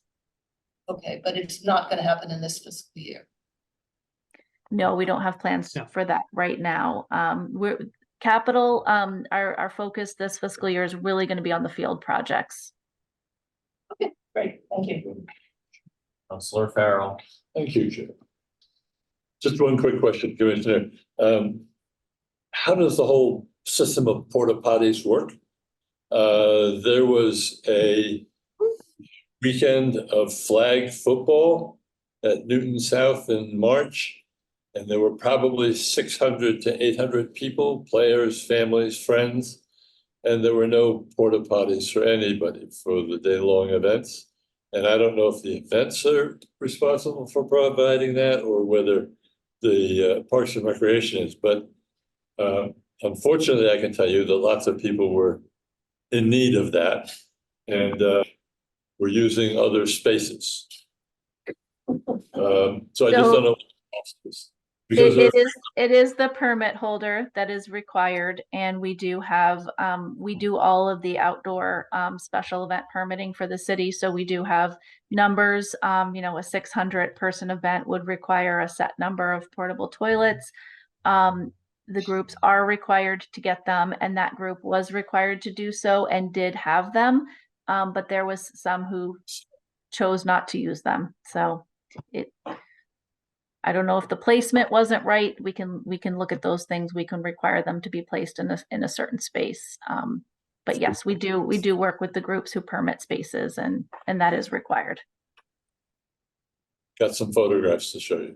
Oh my gosh. All right. Thank you, Commissioner. I'll just close by saying, as always, thank you, especially from the ward counselors for your responsiveness to constituent matters. That's a huge help to us. Also, nobody mentioned it tonight, but thank you for very quickly standing up the camp program during the recent teachers' strike. You were kind enough to give me a tour of the site or one of the two sites, I guess, on I think day 1 or 2 of that. And that was just really incredible, and also had the added benefit of giving some of the high school kids something to do while that was going on. So, as staff for that program. So thank you for that incredible work. Yeah, that was an amazing way for our team to get to step up and serve the community in a way that was, different than what we normally plan and do. That was a quick turnaround. We have some really great program managers in the department who are very, very talented. And providing childcare and being that resource is important to us. And we have all of our camp families coming this summer. So just staying connected with them was great. All right. Well, I'm assuming there are no further questions tonight, so I'll move now to entertaining a straw vote to the committee of the whole from Councilor Oliver, recommending the budget of $9,126,430, representing an increase of 8.5%. And we've always talked about that and the CIP and the revolving funds and so forth. And then I'm assuming that there are no budget resolutions as well, and we'll take that, if there are any in the committee of the whole. So all those in favor, please say aye. Aye. Any against, abstentions? Abstention, I don't think this, first I want to compliment the chair for standing in for the chair. Oh, thank you. Vice chair for standing in for, I think you've done well. And Commissioner, I want to say I admire the work that you're doing, and especially the kind of new initiatives. I am concerned, and the reason I'm going to abstain is I'm very dismayed to hear the response about the Waterville Reservoir. I think it's going to turn it into basically, in addition to our urban forest, that's not what its intentions intended to be. And I want to see some plan for making sure that that's trimmed down so that we can take advantage of it. So I'm going to abstain. I hope to have a conversation with you and Mr. Welch offline about that before we get to the budget vote. All right, so 1 abstention. All right, I think that concludes our work for the evening. Again, thank you to all the staff and everybody else who came and stayed through all of this. Thank you to the members of the public as well. And I don't think we hold it because we're shuffling it off to the committee of the whole next. So we're I believe that's the procedure. So, all right. Thank you so much. And that concludes our business for tonight. Thank you. Good night. Good night, everybody.